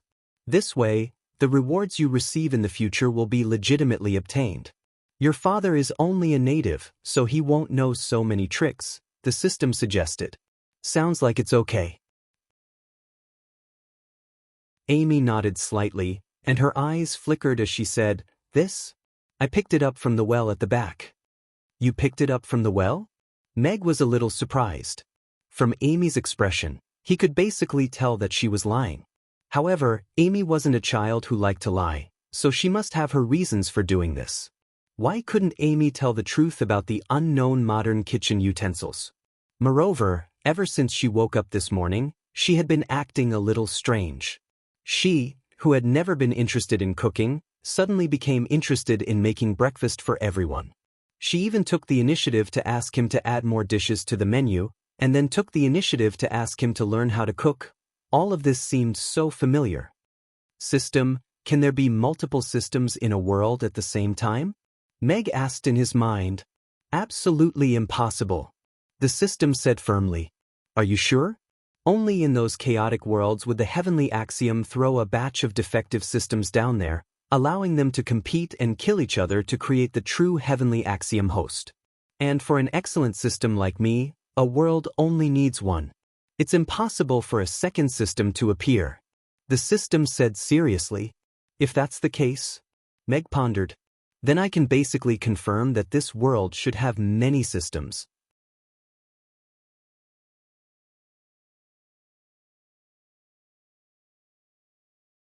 Otherwise, it may bring unnecessary harm and trouble to your daughter, the system warned. Meg rolled his eyes. It's a great honor to be Amy's system. With Amy's talent and background, would she need such a trashy system? Other than wasting her time and energy by issuing some messy missions, what's the point? The system was silent. He was left speechless. Looks like I'll have to teach Amy how to tame and train the system, Meg thought to himself. Can anyone speak? At the same time, he felt infinite schadenfreude toward the colleague who might exist in Amy's mind. Finally, another system has fallen into the hands of this devil. I want to see who will be kicked out of the group chat with me next time. Meg ended his short conversation with the system and looked at Amy with a smile. I see. That's probably a wishing well. Let's go into the well later and see if there's anything else. Amy nodded happily. System, if you don't put a gift bag of snacks into the well, I won't be able to let this matter go, Amy said in her mind.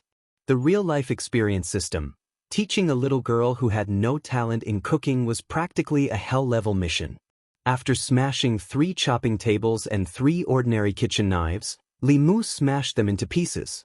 Amy finally took out a fathead fish and smashed out a relatively intact cucumber. Not bad.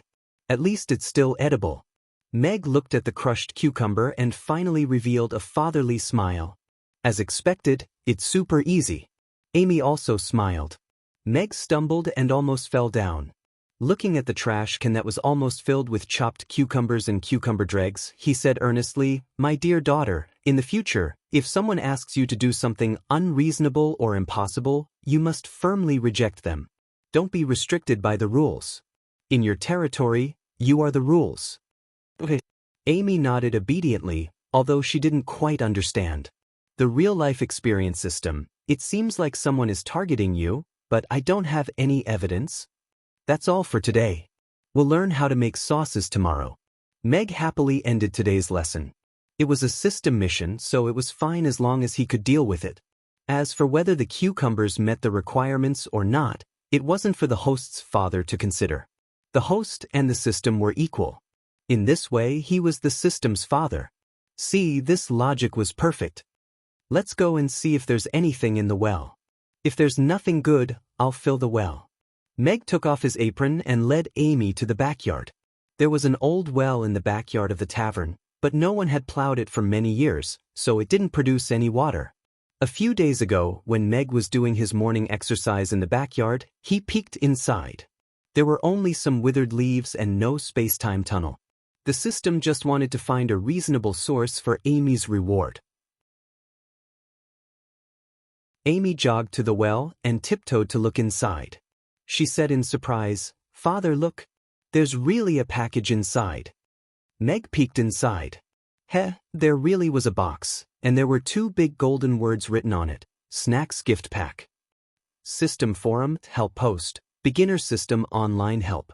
What if I'm threatened by Little Master on the first day of binding? Urgent. Replied the strongest strategy system. Little Master? As soon as he opens his mouth, I know he's an old bootlicker. How embarrassing. Battle God system. What if the host doesn't listen? He'll be obedient after a beating. Now I call him Godan. Bootlicker system. What can I do? Of course I spoil her. She's the host I chose, so I have to spoil her to the heavens. Anyway, my master is calling me again. Cooking God system. I can't spoil him. I have to discipline him. My host has been taught well by me. Now she calls me daddy every day. Many systems replied to the cooking God system. Leave the group. Boasting again?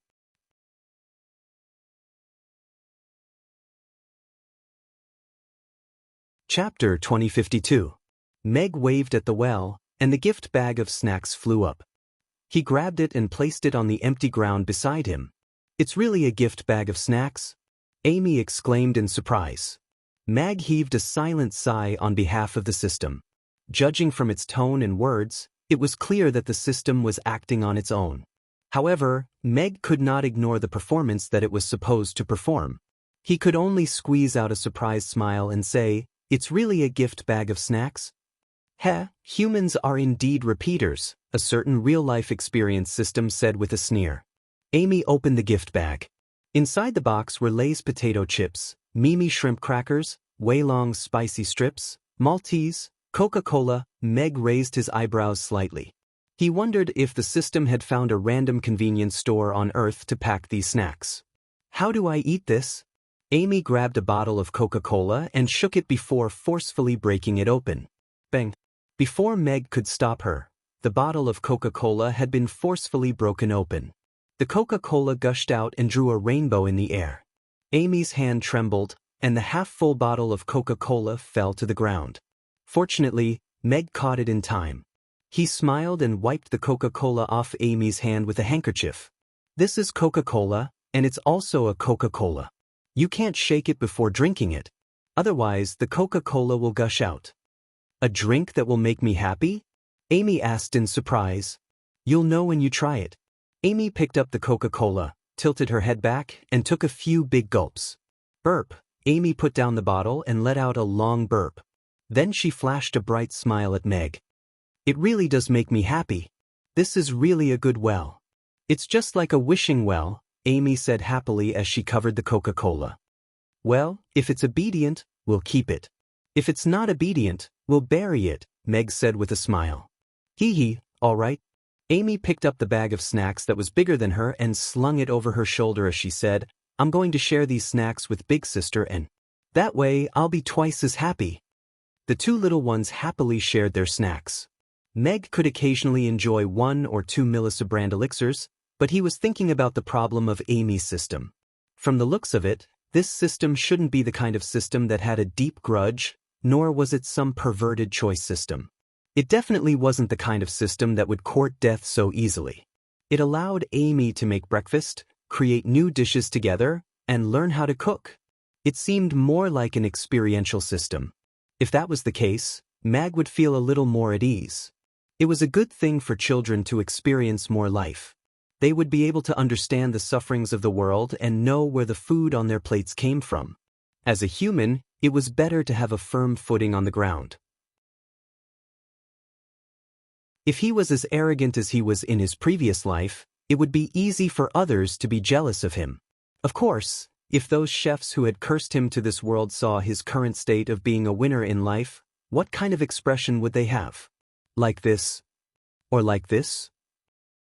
"System, why don't you send a little picture of me with my wife in my arms and my adorable child by my side, slashing my enemies with my flying sword?"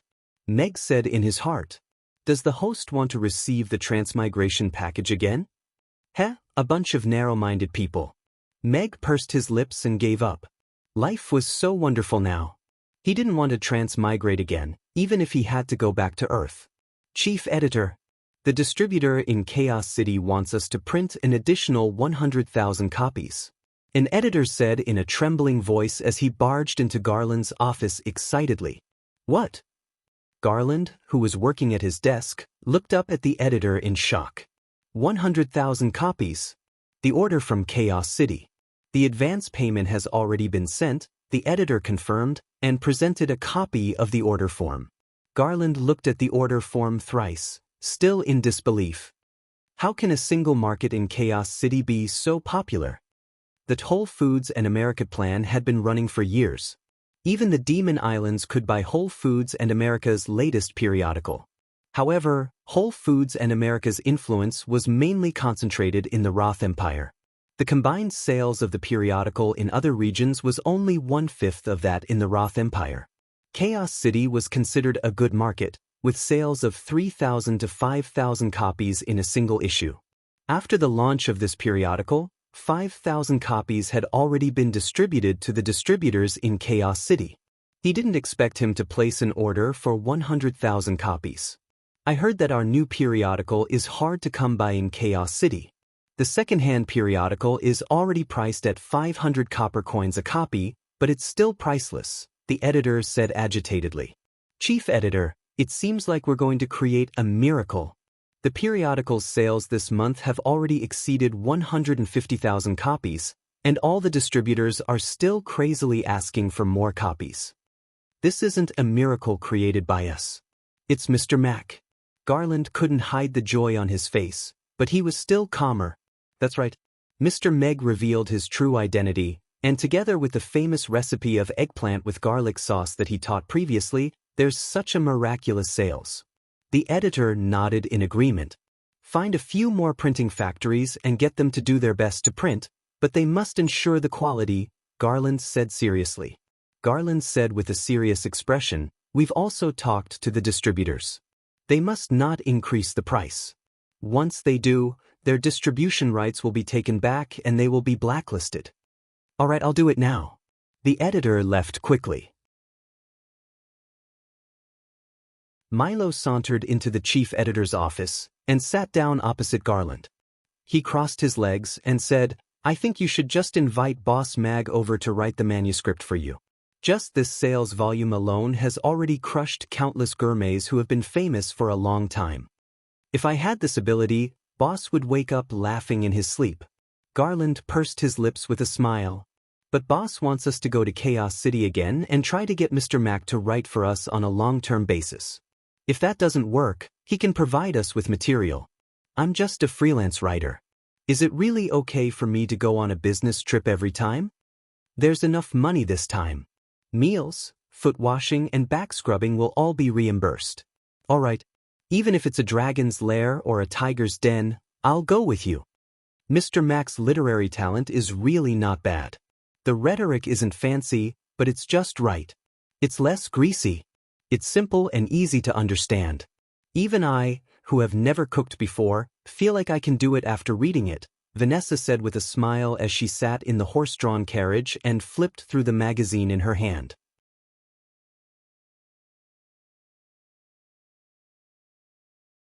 Chapter 2053. The Titan Tavern was still open for business at 6 o'clock. When Meg opened the door, there were already over 100 people outside.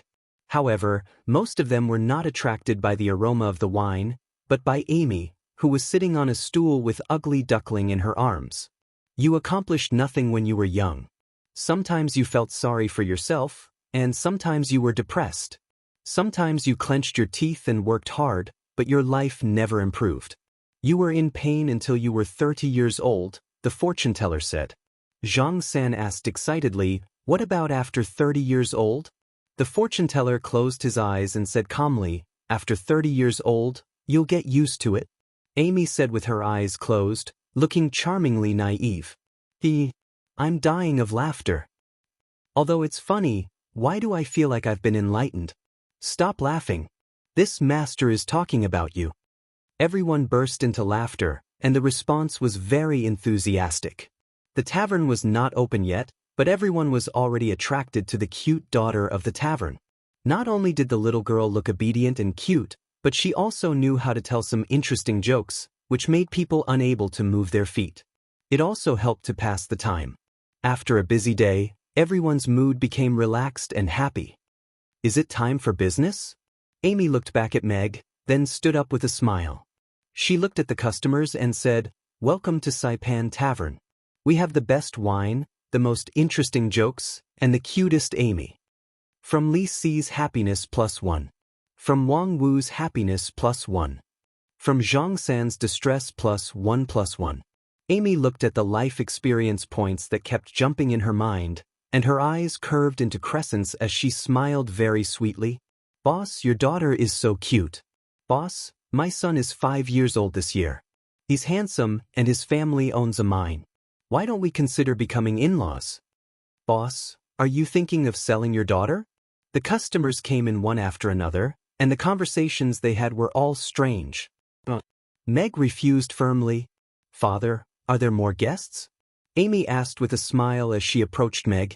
Yes, Amy has attracted more customers for the restaurant. Meg smiled and patted Amy's head. The little girl was working very hard. Little cutie, I want to hear another joke from you, Vanessa said expectantly as she walked up and stared at Amy with her beautiful eyes. Earlier, she had been listening in the carriage for quite a while. She laughed so hard that tears came out of her eyes. She hadn't laughed so happily in a long time. She didn't expect to be amused by a 4-year-old girl today. Sure. Amy looked at Vanessa, tilted her head, and thought for a moment before saying, Zhang San went to attend the banquet, but he was stopped by a guard who questioned him, "What's that bulging thing on your waist? Take it out." Zhang San lifted his clothes angrily and roared, "It's meat. It was meat. I grew my flesh on my own." A fat man who had just stepped into the tavern stopped in his tracks. From Zhang San's distress +3. Vanessa was stunned for a moment, then laughed like a pig. "Thank you for making me happy." Vanessa took off the white jade beads on her wrist and handed it to Amy. "This is a little gift from Big Sister." "Thank you, Big Sister." Amy took the beads and put them on her wrist happily. The customers behind couldn't help but take a few more glances, and their expressions were a little shocked. If they weren't mistaken, this should be a gift from the king to the princess on her birthday. Now, she was giving it to the owner of this tavern. This tavern is not to be messed with. Everyone came to a consensus. Amy's performance, the intoxicating aroma of the Moutai, and the reputation that was gradually spreading in the circle of Rodu's officials, Saipan Tavern finally welcomed a grand occasion where it was almost full for the first time. Amy walked in and saw a chubby young man sitting by the window drinking alone. He was looking at the sky at a 45-degree angle with a melancholic expression. She couldn't help but ask curiously, "Big brother Chubby, why are you so sad?" The chubby young man sighed and said gloomily, "Other people can ride horses and go on a trip whenever they want, but I can only follow in my father's footsteps and become a noble with an official position. Every day, I have to worry about these national affairs." "Don't be sad. Although you don't have a trip whenever you want, at least you have a fat body." Amy comforted him. The chubby young man turned his head and looked at Amy, who had just left. From Zhang San's distress +3. This big brother seems to have a lot of mood swings. I can continue to farm them in the future, Amy thought to herself. In just a short while, she had already earned more than 80 life experience points from the customers. Ding dong! The total life experience points has exceeded 100. The exchange center is now open. You can use the life experience points to exchange for the corresponding items in the exchange center. At this moment, the system's voice sounded in her mind. "Can I exchange it for snacks? I still want to drink fat otaku happy water." Amy's eyes lit up. She quickly opened her status panel. Host, Amy level 1, 1 out of 100, life experience points, 101 skills. Attribute appraisal, mission system 1. Side mission, Old Father's Wish. In progress, 2. Side mission, attack on cucumber. In progress, lottery system, not open exchange center, open. For more functions, please explore them on your own. Amy opened the new exchange center expectantly. He jumped to another glittering interface. Elementary Iron Sword, 50 experience points, click to exchange. Elementary Wand, 100 experience points, click to exchange. Forbidden Fireball Spell, 100 experience points, click to exchange. Water of Life, 1000 experience points per bottle. Click to exchange. That's it? Amy exited the exchange center with a disappointed expression. Elementary Wand is a must-have weapon for elementary magicians. The Fireball spell is a powerful spell that's easy to learn. As long as you work hard to earn life experience points, you can obtain. The system enthusiastically promoted. Come on, there's not even any water of life. What an unattractive reward. I don't want to play anymore. Go ahead and try it yourself. Amy sat down on the chair behind the counter and interrupted the system with interest. Then she picked up the water of life and took a sip. This was what Irina brought home the day before yesterday. It was their drinking water recently. System, the script he received wasn't like this, was it? How could the host, who was still in the beginner's village, drink water of life and look down on his reward pool so much? I'll give you one last chance. If I still don't see any water of life when I open the exchange center next time, then I won't play with you anymore. It's boring, Amy said. System forum, beginner system help post. What should I do if the host starts off too strong? Beginner items don't match. The system was confused. End of chapter.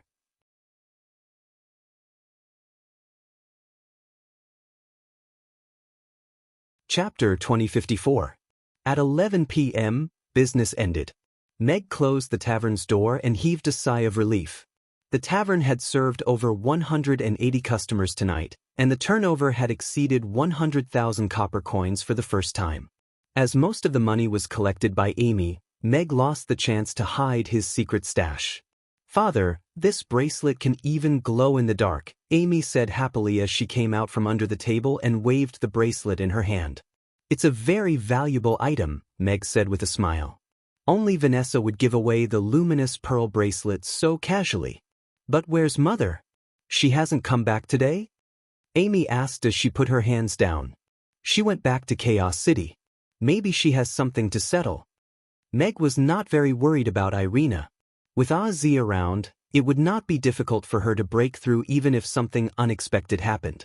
After all, Chaos City was their main base, so there would not be any big changes. "Let's go. It's getting late.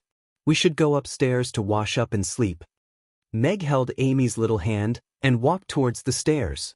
A series of light footsteps could be heard, and Anne appeared at the top of the stairs with a sketchbook in her arms. "Anne, what's the matter?" Meg asked with a smile as he stopped in his tracks. Anne passed the sketchbook in her arms to Meg. Meg took the sketchbook. The cover was a pretty and adorable mermaid sitting on a reef, and the background was the rippling sea. The most eye-catching thing was the bowl of red braised pork in the mermaid's hands. It was instantly soul-stirred, wasn't it? Just by looking at the cover, giving it a title like The Indescribable Story of the Mermaid and Red Braised Pork was not off-topic at all. Compared to an innocent and adorable mermaid, a bowl of red braised pork was more interesting. In just 2 days, Anne's drawing skills had improved significantly. No matter if it was the style or details, they were all exquisite and impeccable. Even the bowl of red braised meat was a mixture of fat and lean meat. The color was bright and attractive, making people envious. "What a beautiful little mermaid. Big sister and is so awesome," Amy exclaimed as she climbed onto a nearby stool. Flipping open the album, it was still the familiar story of the mermaid, but compared to the first version, this version's storyboard, characters' expressions, and lines had all improved greatly. Of course, the most important thing was that an old man named Meg was inserted into the story. He taught the little prince how to cook red braised pork on the spot and helped him capture the mermaid's heart. You see, this is the quality that an excellent cartoonist should have. Not only did it allow him to enter the story of the mermaids without feeling out of place, but he also played a very important role. The cooking process of the red braised meat was also drawn perfectly. Even a person who did not know how to cook could take this picture book and follow the steps in the picture to make a qualified red braised pork. Anne put her hands behind her back and looked at Meg nervously and expectantly. He was like an obedient student waiting for the teacher to announce his results. "Perfect, very perfect." Meg closed the album, looked at Anne and praised sincerely, "And you are a natural cartoonist. You have an unparalleled talent in this area."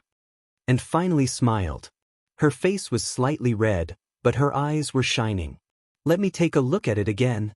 Amy took the album carefully from Meg's hands and ran upstairs. "The drawings are so good. It's a pity not to publish them. But I see that the equipment of the publishers of these albums in Rodu is a little shabby. I'm afraid they can't print the original art." Meg pondered for a while and said, "How about this?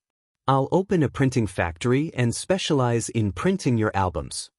Anne nodded obediently, but she didn't seem to understand what Meg was saying. "Let's go. It's getting late. Wash up and go to bed first."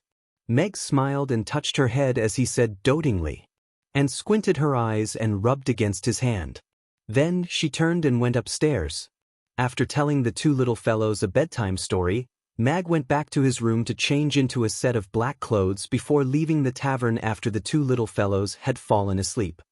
"Mr. Mac, this way." Noah waved in the dark alley. "How is it?" Meg asked Melanti as he walked into the alley. Melanti shook his head and said, "We've searched all over Rodu, but we couldn't find any traces related to the devil. Josh might have already left Rodu." "That's not good news." Meg frowned. "Maybe he didn't leave, but just went into hiding?" "He's so sly," Noah interjected. "Now that he has become a public enemy, there's not much room for him to do in Rodu. There's not much value in staying here. He probably won't take the risk to stay in this city with the most 10th-tier powerhouses." Meg shook his head. "It'll be even harder to find him now." "Then where would he go?" Noah asked. Meg thought for a while and said, "If he wants to become stronger, he has to keep creating conflicts and then gain more resentment from them. Or he can appear in places with strong resentment and directly absorb it. Maybe we should go to the far north to take a look. That was an ancient battlefield. Countless corpses are buried under the snowy plains," Melanti suddenly said. "That godforsaken place?" Noah's face fell. "There aren't even two ghosts. He probably won't appear there." Once he thought about leaving the warm and comfortable Rodu and going to the snowy far north, he felt that his life had suddenly lost its light. Melanti looked at Meg and said, "We'll set off tomorrow morning. If we find any traces of him, we'll inform Mr. Mac immediately." "All right." Meg nodded. "Let's search Rodu again tonight." "We'll go to the second prince's residence to take a look." "All right." Melanti nodded. The three of them quickly disappeared into the dark alley. An hour later, Meg flipped over the wall of the second prince's residence. Looking at the wooden box in his hand, he frowned slightly. "Looks like this is the source of the devil. Greed still made him lose his soul," Melanti said with a sigh. "This means that the devil that controlled Josh is not the same as the one that escaped from the seal under the Golden Dragon Island. We have two enemies." Meg handed the wooden box to Melanti. Melanti kept the wooden box and solemnly said, "I'll find him as soon as possible, before he sets up an even bigger scheme. Be careful." Meg nodded. "Let's go, kid." Melanti turned and left. "Didn't you say we're leaving tomorrow morning?" Noah was puzzled. "When the devil comes looking for you, he won't give you the chance to spend the night," Melanti said with a smile. "Goodbye, Mr. Mac." Noah waved at Meg with a bitter face, and quickly followed Melanti.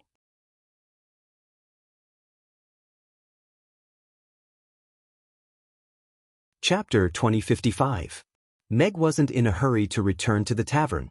Instead, he went to Sean's mansion. He stood in the darkness at a street corner and looked at the luxurious mansion not far away with a frown. There were two 10th-tier powerhouses auras there, but they couldn't stop him. However, it wasn't a good time to kill Sean tonight. Josh was already socially dead, and Sean was the only heir Andre had chosen to the throne. As for the third prince, he was just a kid who liked carpentry, so he wasn't in Andre's consideration at all.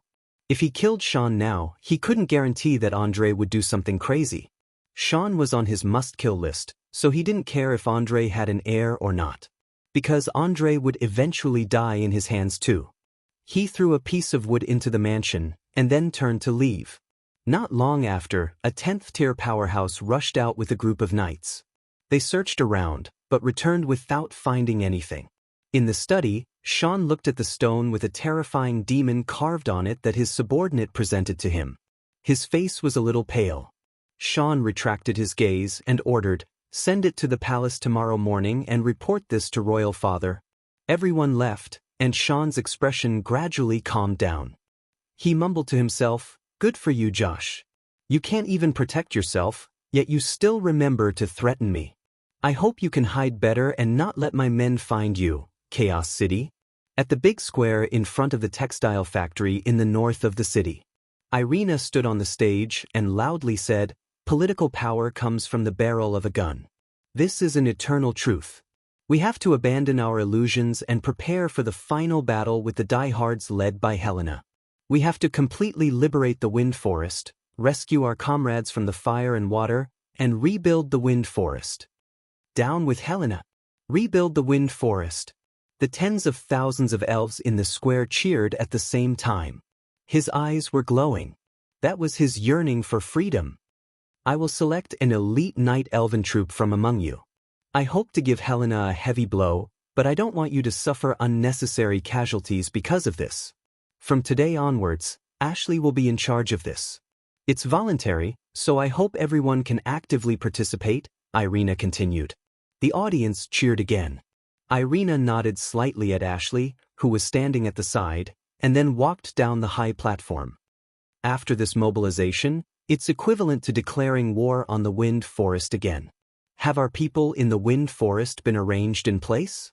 Irina returned to her office and asked Ashley, who had followed her in. Yes, the personnel have been arranged. Ashley nodded.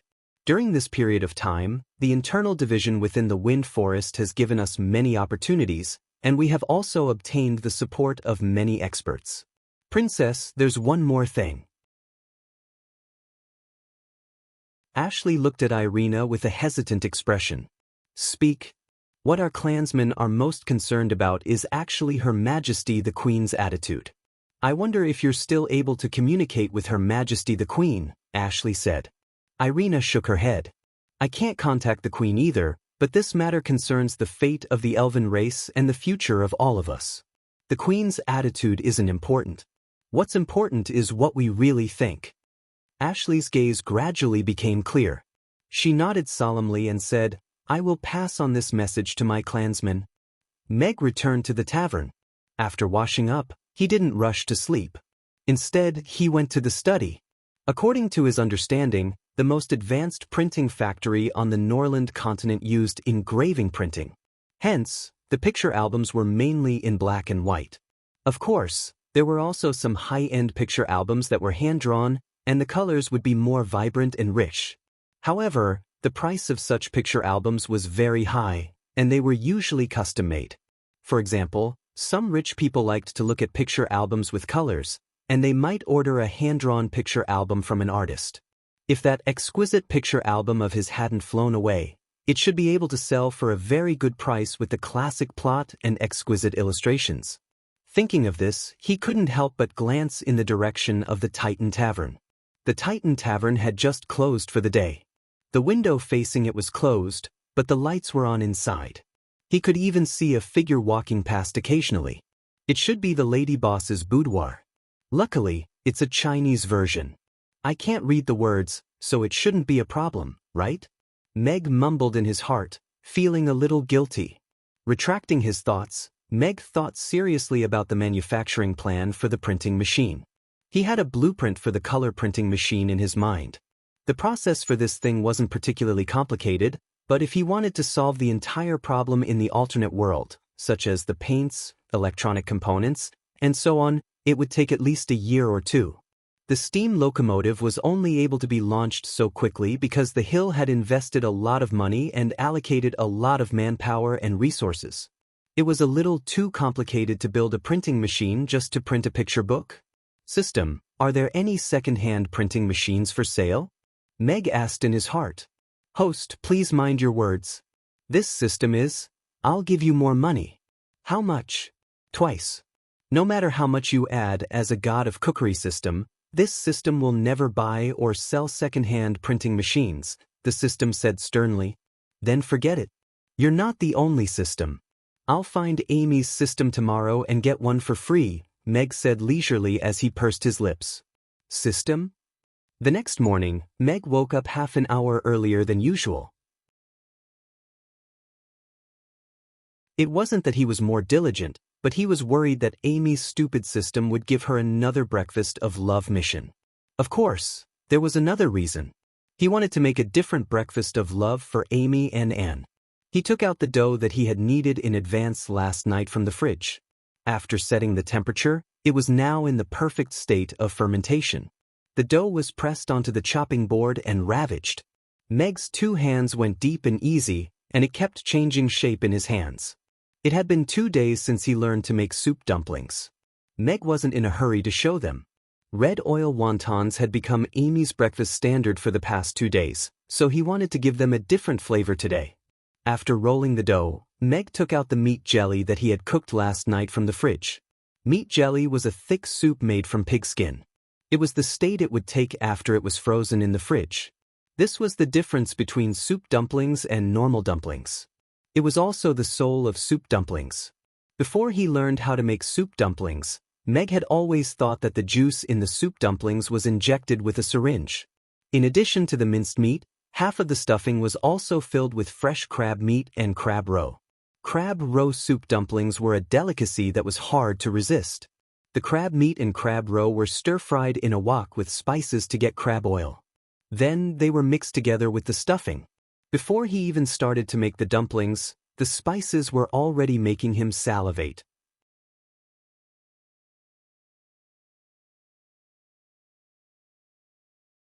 Chapter 2056. It smells so good. What delicious food did my father make this time? The two little heads poked out of the kitchen door and looked curiously at the steaming bamboo drawers stacked high on the stove. The aroma of the steamed buns mixed with the steam wafted over. Meg looked back at the two little guys and said with a smile, "Are you done washing up? If not, go upstairs and wash up first. You'll be able to eat steaming hot soup dumplings when you come down." "Father, what are soup dumplings?" Amy asked curiously, unable to move her feet. "You'll know in a while." Meg kept them in suspense. Amy nodded and went upstairs to wash up. Not long after, the two little guys came downstairs again. Meg had already turned off the stove. After waiting for a while, he came out of the kitchen with 3 drawers of soup dumplings. Under the expectant gazes of the two little guys, Meg opened the lid of the bamboo drawer. The 3 soup dumplings almost took up all the space in the small bamboo drawer. The thin skin was almost translucent and looked exquisite. It was full of soup, but it still maintained its round and plump shape. The folds were even and beautiful, and there was a little crab roe in the middle. Lying in the bamboo drawer, it looked like a blooming chrysanthemum. "Wow, it's so beautiful." Amy's eyes lit up. She couldn't help but poke the soup dumpling lightly. The skin of the soup dumpling collapsed slightly, but it bounced back with great elasticity. The soup dumpling trembled, as if it was still a little angry. "It's so cute." Amy's eyes lit up. The ones with yellow dots on the folds are crab roe soup dumplings. The ones without yellow dots are ordinary soup dumplings. Try them and see which one you like. Meg picked up a soup dumpling with his chopsticks. The originally flat and round soup dumpling became as round as a lantern when he picked it up. It was full of soup, but it didn't explode. Meg put a crab roe soup dumpling in each of the two little guys' shallow plates and reminded them, "It's just out of the oven. The soup inside is very hot. Be careful when you eat it. Take small bites." The two little guys nodded, but their attention was completely attracted by the soup dumplings. He didn't know if they heard what he said. "Play, play, play." Amy gently poked her soup dumpling with her chopsticks and watched it shake on the plate. She had a lot of fun. And, on the other hand, was curiously looking at the soup dumpling from left to right, as if she wanted to see through it. Mag also picked up a crab roe soup dumpling for himself. His movements were quick. When the soup dumpling wasn't paying attention, he picked it up gently and quickly put it on his plate. No matter how one looked at it, it had a perfect appearance. Moreover, the condition of the buns was excellent. During the steaming process, there was no leakage of juice, nor was there any deformation or collapse. There was a particular way to eat soup dumplings. One had to gently bite through the skin of the dumpling and slowly suck up the soup inside. Only then would one eat the skin and filling of the dumpling. "Pay attention to the way I eat it," Meg said to the two little guys and lowered his head to take a bite of the bun's skin. It burned his mouth. The soup inside the freshly baked soup dumpling was still scalding hot. Meg almost gave up the bun in his mouth when he took a bite. The thin and tough skin was full of soup. When he opened his mouth and took a bite, the delicious soup poured into his mouth. The fragrance of the crab roe was intoxicating. The soup was extraordinarily delicious.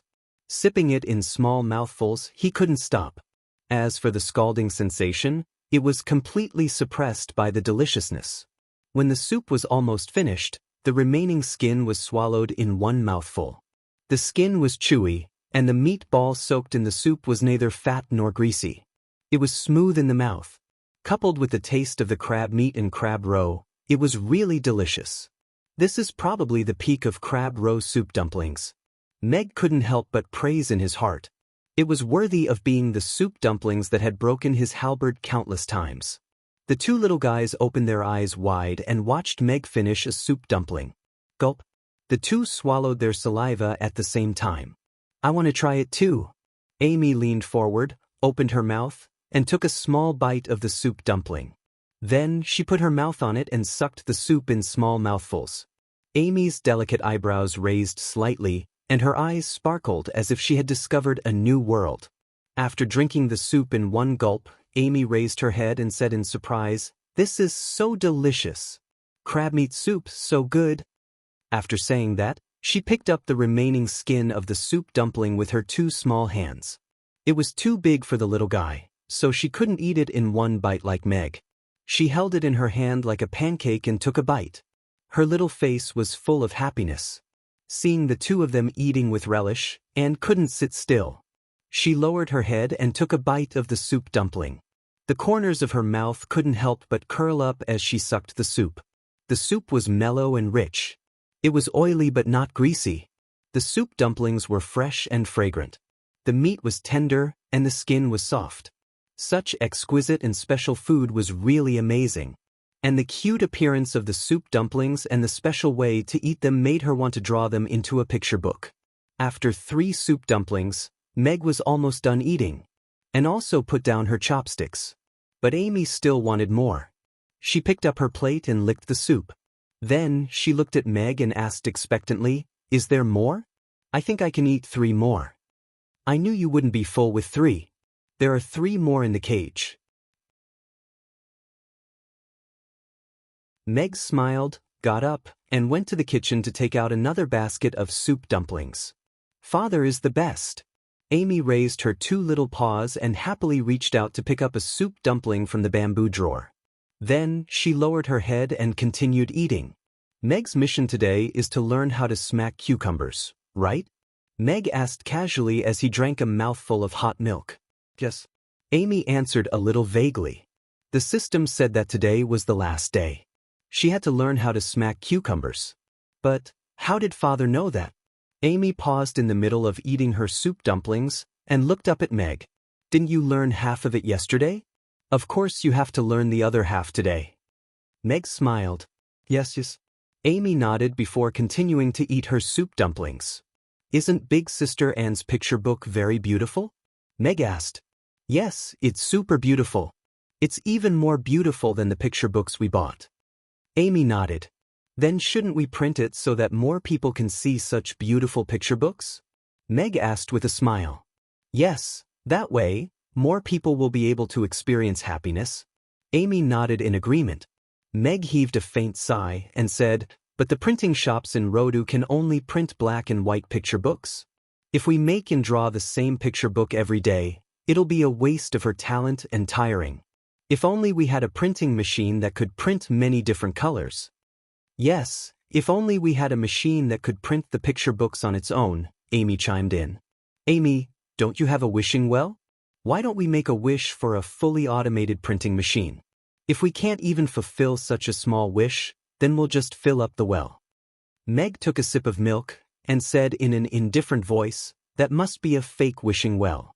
Life experience system. I feel like there's something wrong with this guy, but I have no proof." On the system forum, Life Experience System posted a request for help. "Newbie system, please purchase a second-hand fully automated color printing machine for Little Mistress. Seniors, please raise your hand and buy something at a better price." Replies, Negative emotion system. "You're a disgrace to our emotion system." Bootlicker system. "That's right, the posture has to be perfect, and all the requirements have to be met." Myriad World Trade System. "Which model do you want? I have all of them here, and I can even give you cheaper consumables with a 100-year warranty." Cooking God System. "What a joke. I almost posted this in the morning. Thankfully, I stuck to my principles and bottom line as a system." Livestream System replied to Cooking God System. "If your host adds 1 more copper coin, this post will be yours."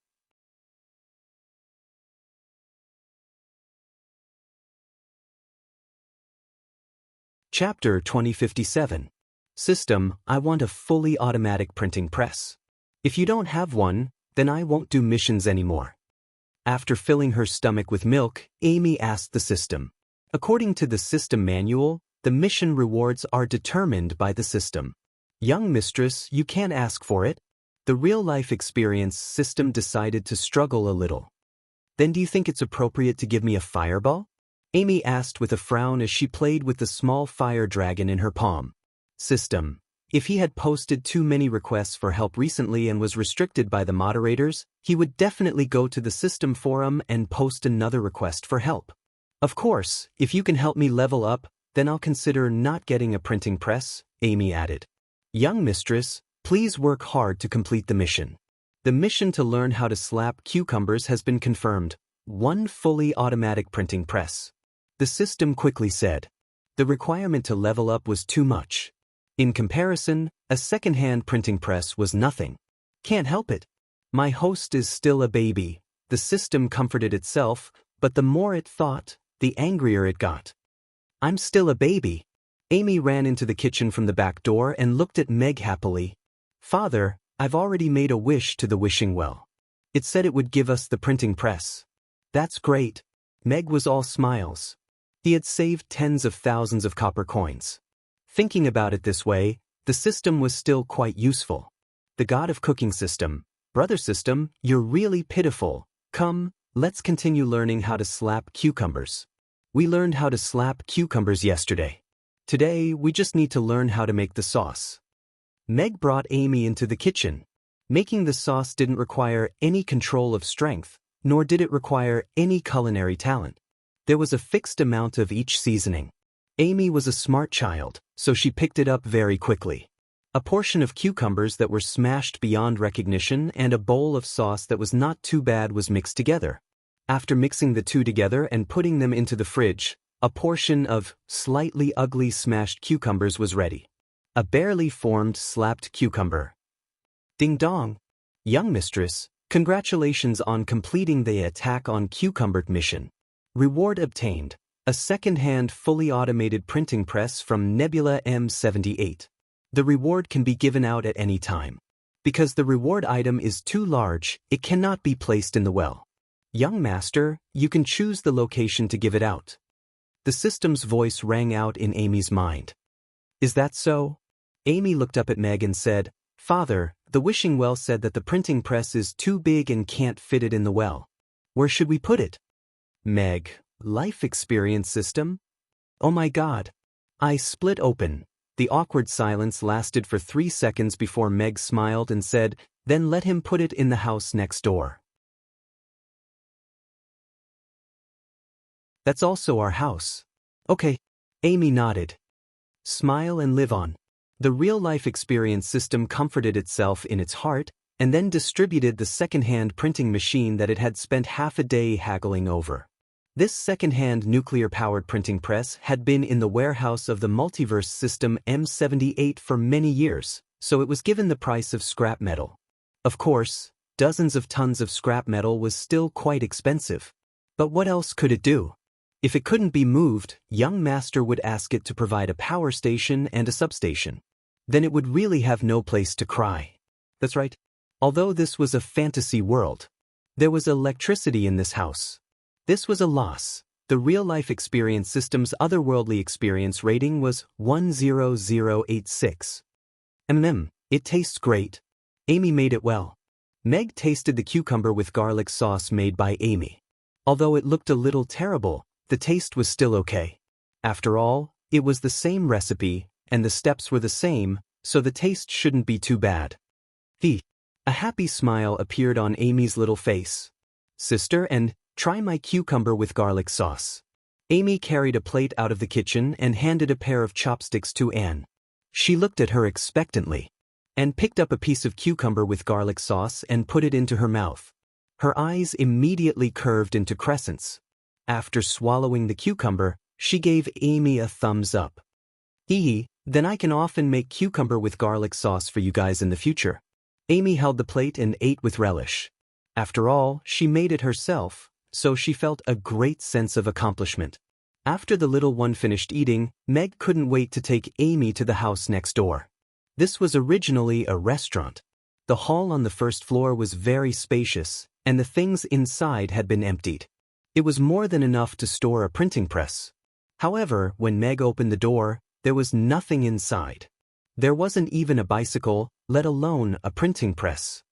"Father, is the printing press like this?" Amy asked as she pointed at a shabby ornament in the corner. "This is just a landscape tree that has died." Meg shook his head. He confirmed again, and indeed he didn't see any printing press. "Why don't you communicate with the wishing well again and see if there's any problem with the teleportation?" Meg looked at Amy. "Okay, then I'll ask." Amy nodded and then said in her mind, "Stupid system, where's the printing press? Why isn't there one? Are you lying to us?" The reward has been issued. The system was a little guilty, but there really wasn't any printing press here. "Why don't young mistress go next door and check again?" "Father, let's go next door and check. Maybe this is a stupid wishing well." Amy looked at Meg and said, "Okay, these idiots do often do such things." Meg nodded and pointed Amy to the house next door. Coincidentally, that was also his house.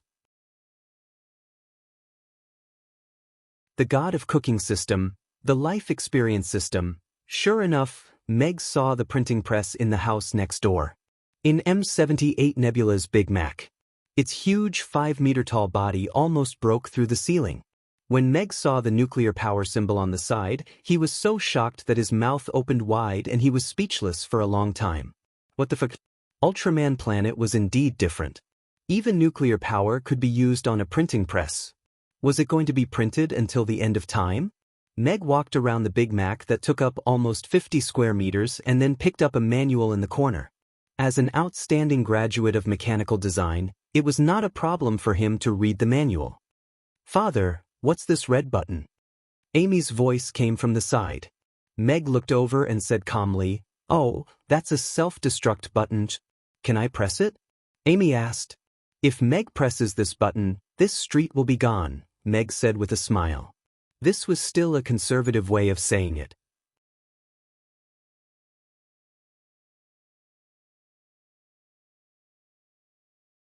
Chapter 2058. Meg was very satisfied with this nuclear-powered printer. According to the universe calendar, it had a history of over 300 years, enough to be classified as a cultural relic. But it was nuclear-powered. This alone was enough to defeat all other printers. Moreover, this printer was not an ordinary paper printer. It was actually a high-grade 3D printer with a design desk. As long as you provided complete blueprints and detailed settings, it could print anything for you. Perfect, this is a designer's treasure. Meg's eyes lit up. This would save him a lot of trouble in communicating with other craftsmen. It had truly achieved the closed loop of designer equals products. There were no middlemen to profit from the difference in price. In the room next door, Meg found an entire room full of printing paper. Other than the paper and raw materials, the printer itself did not need to be replaced with any printing consumables. According to the manual, the consumables were enough to last the printer for 100 years. If you could not live past 100 years, it could still send you off. System, look at what the system did. Once and for all. How beautiful, Meg said in his mind. Tatue, throw the system away. The system said in disdain. By the way, you still haven't found out what kind of system Amy's system is? Meg asked again. Idiotic systems like this would usually attract each other, right? According to the system's rules, systems are not allowed to communicate or interact with each other. They are also not allowed to investigate the identity of the other or the other's host. Therefore, the system will not investigate what kind of system it is, nor will it disclose any relevant information to the host, the system said solemnly. All right, then I'll just treat it as an idiot wishing well. That's not bad. Meg nodded. System, try turning it on. Meg asked Amy and to stand to the side, then pressed the power button. Rumble, the machine let out a continuous sound like the sound of a tractor starting up. The ground began to shake violently, and the house trembled violently. Dust flew out from the printing machine, and the pendants on the roof rustled down. It was as if a rocket had been ignited and was about to take off. Father, is the house about to collapse? Amy took out her magic staff and erected a frost barrier over her and Anne's heads. She looked at Meg in surprise. Meg hurriedly pressed the shutdown button, and only then did the roaring steel behemoth slowly stop. As expected of Ultraman's exclusive printer. It's so high profile even when it's turned on. Meg reached out and patted away a lamp that had fallen on top of his head. He frowned slightly. What's that? How terrifying. It feels like the whole world is shaking. I thought I was dreaming. She almost threw me off the bed. On Romo Street, there were dumbfounded neighbors running out of their houses. Some were even in their pajamas. Everyone's faces were filled with shock. They were afraid of the sudden tremors. Miss, run. The ground is shaking. A young servant ran into the room and dragged AI Faye, who had just sat up in a daze, out of the room. Wait. AI Faye put on a jacket and pulled out a thick book from under her pillow. Only then did she run out of the room with the servant. Miss, escape is more important. What book are you holding? After running out of the room, the servant looked curiously at the book in AI Faye's arms. Don't ask, little girl. It's not a book you can read. AI Faye tapped the servant's head with 2 fingers. Her face was slightly flushed, and she hid the book in her clothes, afraid that others would see it. Fine, I won't read it. The servant massaged her brows with an aggrieved expression. Not only on Romo Street, but with Romo Street as the epicenter, the tremors were clearly felt in a radius of several kilometers. In the Imperial Palace, 1.5 kilometers away from Romo Street. Why is it shaking? Andre, who was in the middle of a morning court session, asked in a deep voice. All of the officials in the palace were also shocked. The series of events that had happened in Rodu during this period of time made all of the officials concerned that something unexpected had happened. Not long after, an official quickly strode into the palace and said respectfully, Your Majesty, a small-scale earthquake has occurred in the direction of Romo Street. The scale is quite small, so it shouldn't have caused widespread damage.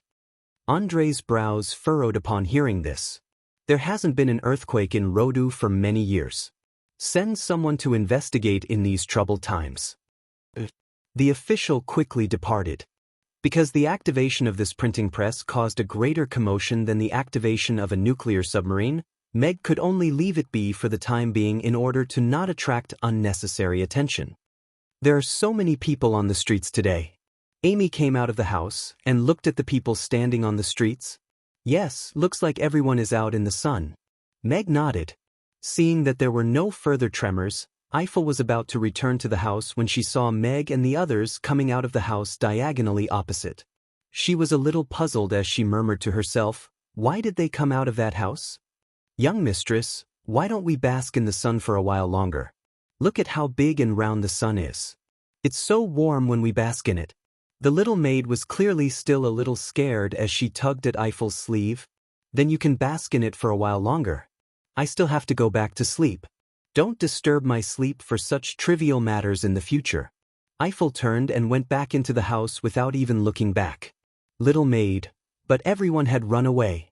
System, help me transport this printer back to Chaos City.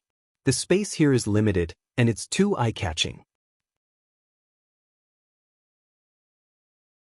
Meg began to discuss with the system as soon as he returned to the tavern. Judging from the reactions of the neighbors, there should be people coming to check on it very soon. It would be strange if such a big commotion didn't attract attention. This system won't accept this kind of job, the system said proudly. This kind of job is in your field of expertise. You've set up so many transportation routes for the delivery of vegetables. Aren't you going to transport some other things to make up for the construction cost? That does sound reasonable. The system was a little swayed. For such an antique printer, I'll give you 9,999 copper coins to transport it back to Rodu, and I'll also give you a set of soundproofing equipment. How can there be such a good deal? Meg continued to bluff. That's it? The system's voice was filled with dissatisfaction. Then 10,000 copper coins it is. I'll raise the price from 4 digits to 5 digits. Deal? The corners of Meg's lips curled up slightly. He told the system to send the printer directly to the textile factory in the north of the city. He wrote a letter and placed it on the printer. Irina understood after reading it. Indeed, the system was an idiot. The system sent the printer away, and Meg went to clean up the scene a little. He made the house look like the epicenter of an earthquake and erased all traces of the printer's existence. As expected, a group of officials came to investigate not long after. They focused on Romo Street, but they still concluded that there was an earthquake and ended the investigation hastily.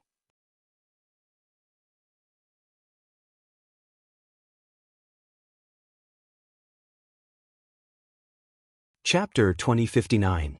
Exchange Center Coca-Cola, 1 experience point, click to exchange, Happy Potato Chips, 1 experience point, click to exchange, Way Long Spicy Strips, 1 experience point, click to exchange, Zizzalong Jelly, 1 experience point, click to exchange, Dove Chocolate, 3 experience points, click to exchange, Special Steel Kitchen Knife, 100 experience points, click to exchange, I want this, and this. Amy was quite satisfied with the new version of the exchange center. She easily spent more than 100 experience points and bought a lot of snacks. System, I'm quite satisfied with this, Amy said in her mind as she tore open a bag of potato chips and ate. I feel like I've become a snack exchange system. As a life experience system, I don't have any systematic experience at all. The system's tone was helpless and a little resigned. Her host got the system and turned the tables. Since then, she had reached the peak of her life and lived a good life. Her host got the system to exchange snacks. Since then, she was like a salted fish, living a life where she didn't have to worry about snacks. Sometimes, life was like this. It was completely different from what you imagined. Meg went out and bought fake vegetables as usual. When he came back, he saw a grocery store diagonally across the street. There were a few cute wooden dolls hanging on the shelves at the door. He put the basket of vegetables in front of his house and walked to the grocery store. The wooden dolls were carved by the store owner himself in his spare time. There were all kinds of small animals and little people of different shapes. They looked very delicate and cute. He could buy one for only 50 copper coins. Meg bought 10 of them in one go. He bought 10 wooden dolls of small animals. This kind of time-consuming and laborious toy was very reasonable. The store owner saw that he was generous and that he was a neighbor, so he gave him a little monkey. Meg lowered his head and played with the little monkey. He was ready to go home. Just as he took a few steps forward, he suddenly felt something fall from above his head. He subconsciously moved half a step to the side. Clang! A beam as thick as half a person fell on the spot where he was standing just a moment ago. Meg looked at the beam. This level of projectile was enough to kill half a cow. Then, he looked up and saw a beautiful woman leaning against the window. The woman had a coquettish appearance. Her nervous expression carried a hint of worry and anticipation. Her beautiful eyes were filled with hope. Her clothes were slightly disheveled, and her posture of looking down revealed a section of her beautiful collarbone. Why did this plot feel so familiar? Boss Hades, are you okay? I was just about to close the window, but I didn't want the pole to fall down. AI Faye flipped her hair, revealing her most charming side profile as she apologized. AI Faye's words reminded Meg of something.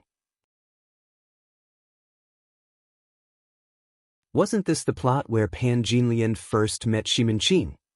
However, if Shimin-Ching had encountered such a gigantic fork, wouldn't he have died on the spot?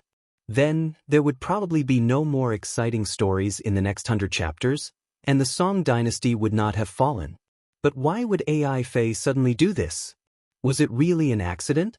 Or was it a deliberate imitation? Meg suddenly felt a little guilty when he thought of the Jean Pingmei that flew into someone else's window. Could it be? But if that would be a little bad. I'm fine, I just received a little shock. Meg slightly nodded and prepared to leave. It would be best if nothing special happened between him and this beautiful lady boss.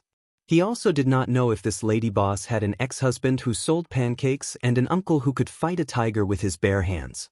Wait a minute. AI Faye hurriedly called out to him and ran downstairs. She opened the door and pulled Meg, who was preparing to go home. With a face full of self-blame and shame, she said, "Boss Hades, don't be in a hurry to leave. I almost hurt you. No matter what, I have to make a good apology. No need, no need. Just be careful in the future.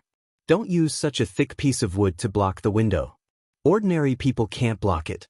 Meg quietly pulled back his hand. AI Faye's pretty face blushed. She also suddenly discovered that Hades passed by her downstairs.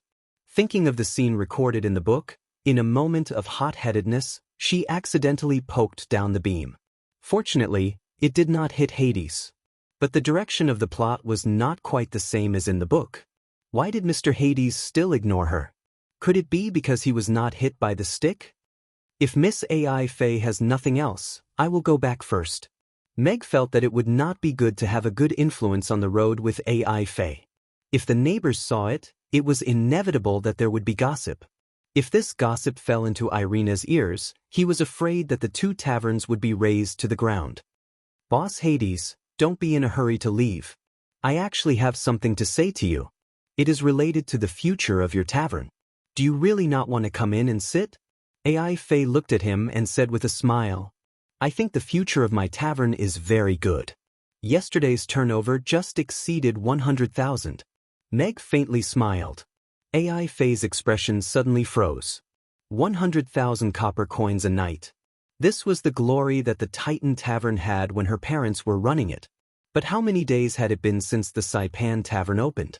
A tavern that had been open for less than 10 days, and its turnover had already exceeded 100,000 copper coins. That is really a glorious achievement, AI Faye said with a polite but not awkward smile.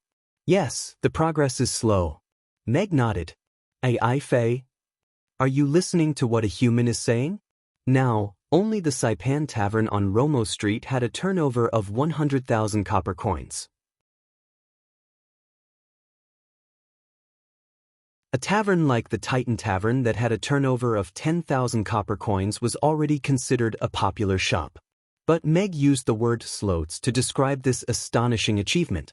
Miss AI Faye, do you have anything else to say to me? Meg asked as he looked at her. Because the difference in expectations was too great, AI Faye's confidence was depleted. She was slightly depressed as she said, It is news about the wine tasting conference in Rodu. This is the highest standard wine tasting conference in the tavern industry of Rodu. If we can get a good ranking in this wine tasting conference, it will bring great fame and customers to the tavern. Of course, it should not be attractive to you. Wine tasting conference. Meg's eyes lit up when he heard this. For Meg, who had been looking for a shortcut to expand his tavern's influence, this was simply an event that was tailor-made for him. I wonder if Miss AI Faye is free. Why don't we go inside and talk about it in detail? Meg said to AI Faye with a smile. AI Faye was a little stunned as she looked at Meg with a little surprise. Is it not very convenient? Meg also felt that he was a little abrupt. Of course it is. Please come in. AI Faye came back to her senses and quickly opened the door to let Meg in.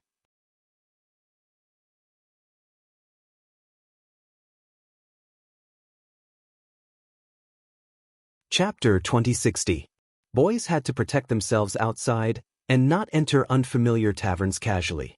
Although they were neighbors, it was Meg's first time entering the Titan Tavern. Unlike its boorish name, the interior of the Titan Tavern was rather warm and cozy. It had a family style. This surprised Meg a little.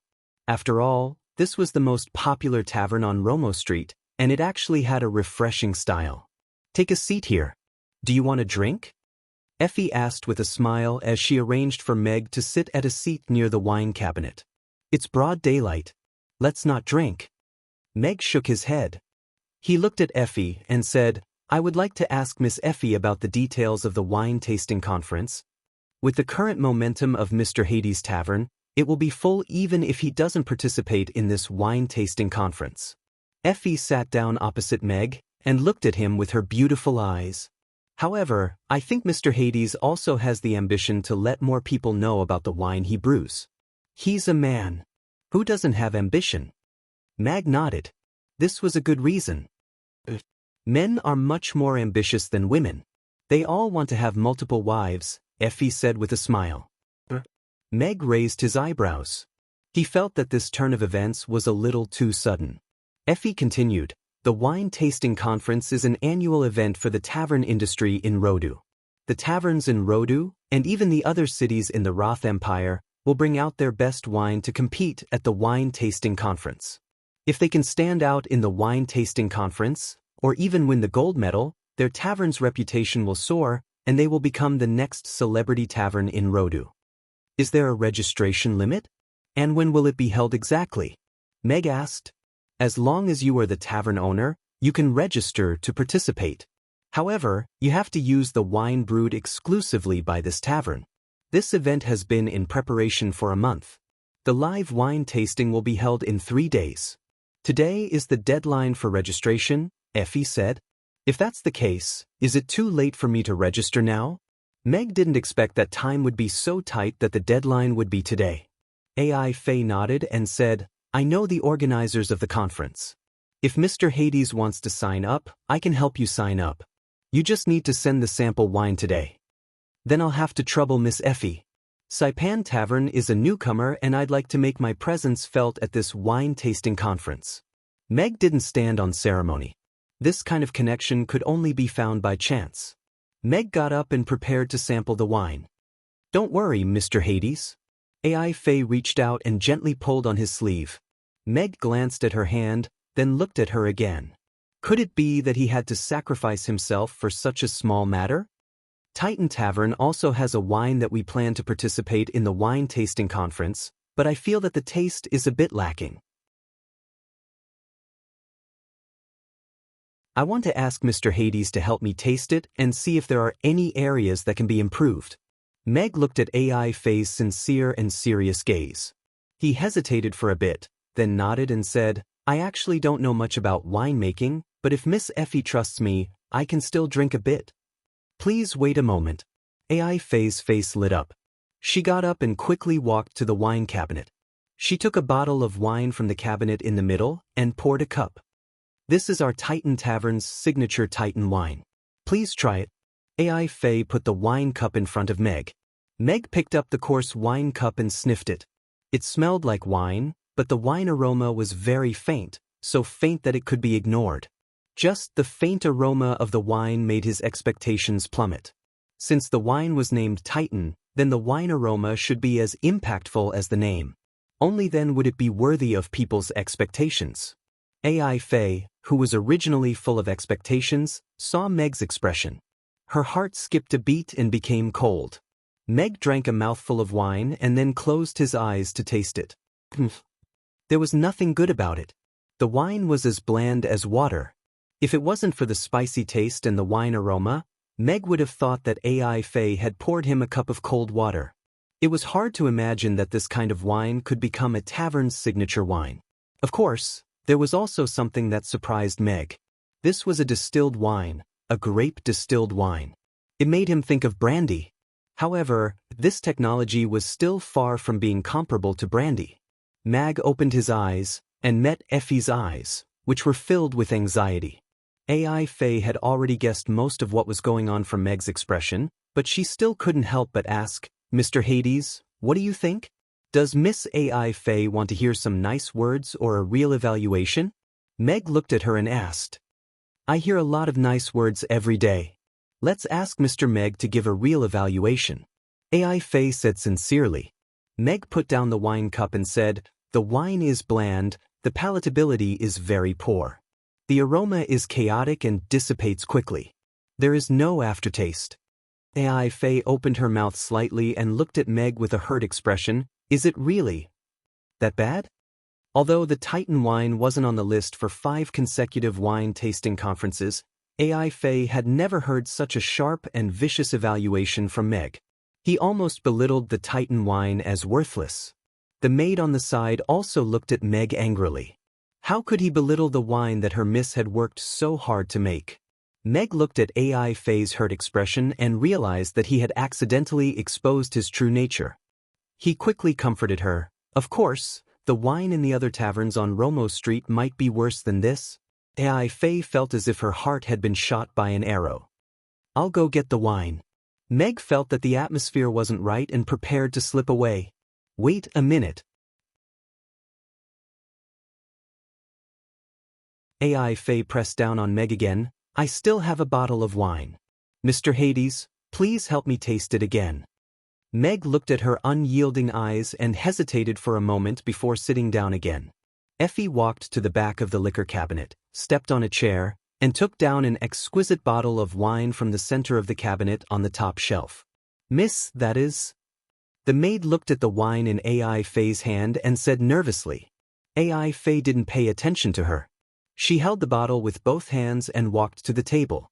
She looked at Meg and said, Mr. Hades, please taste this bottle. Pop. AI Faye pulled out the cork. A fresh and elegant wine aroma floated out. This is?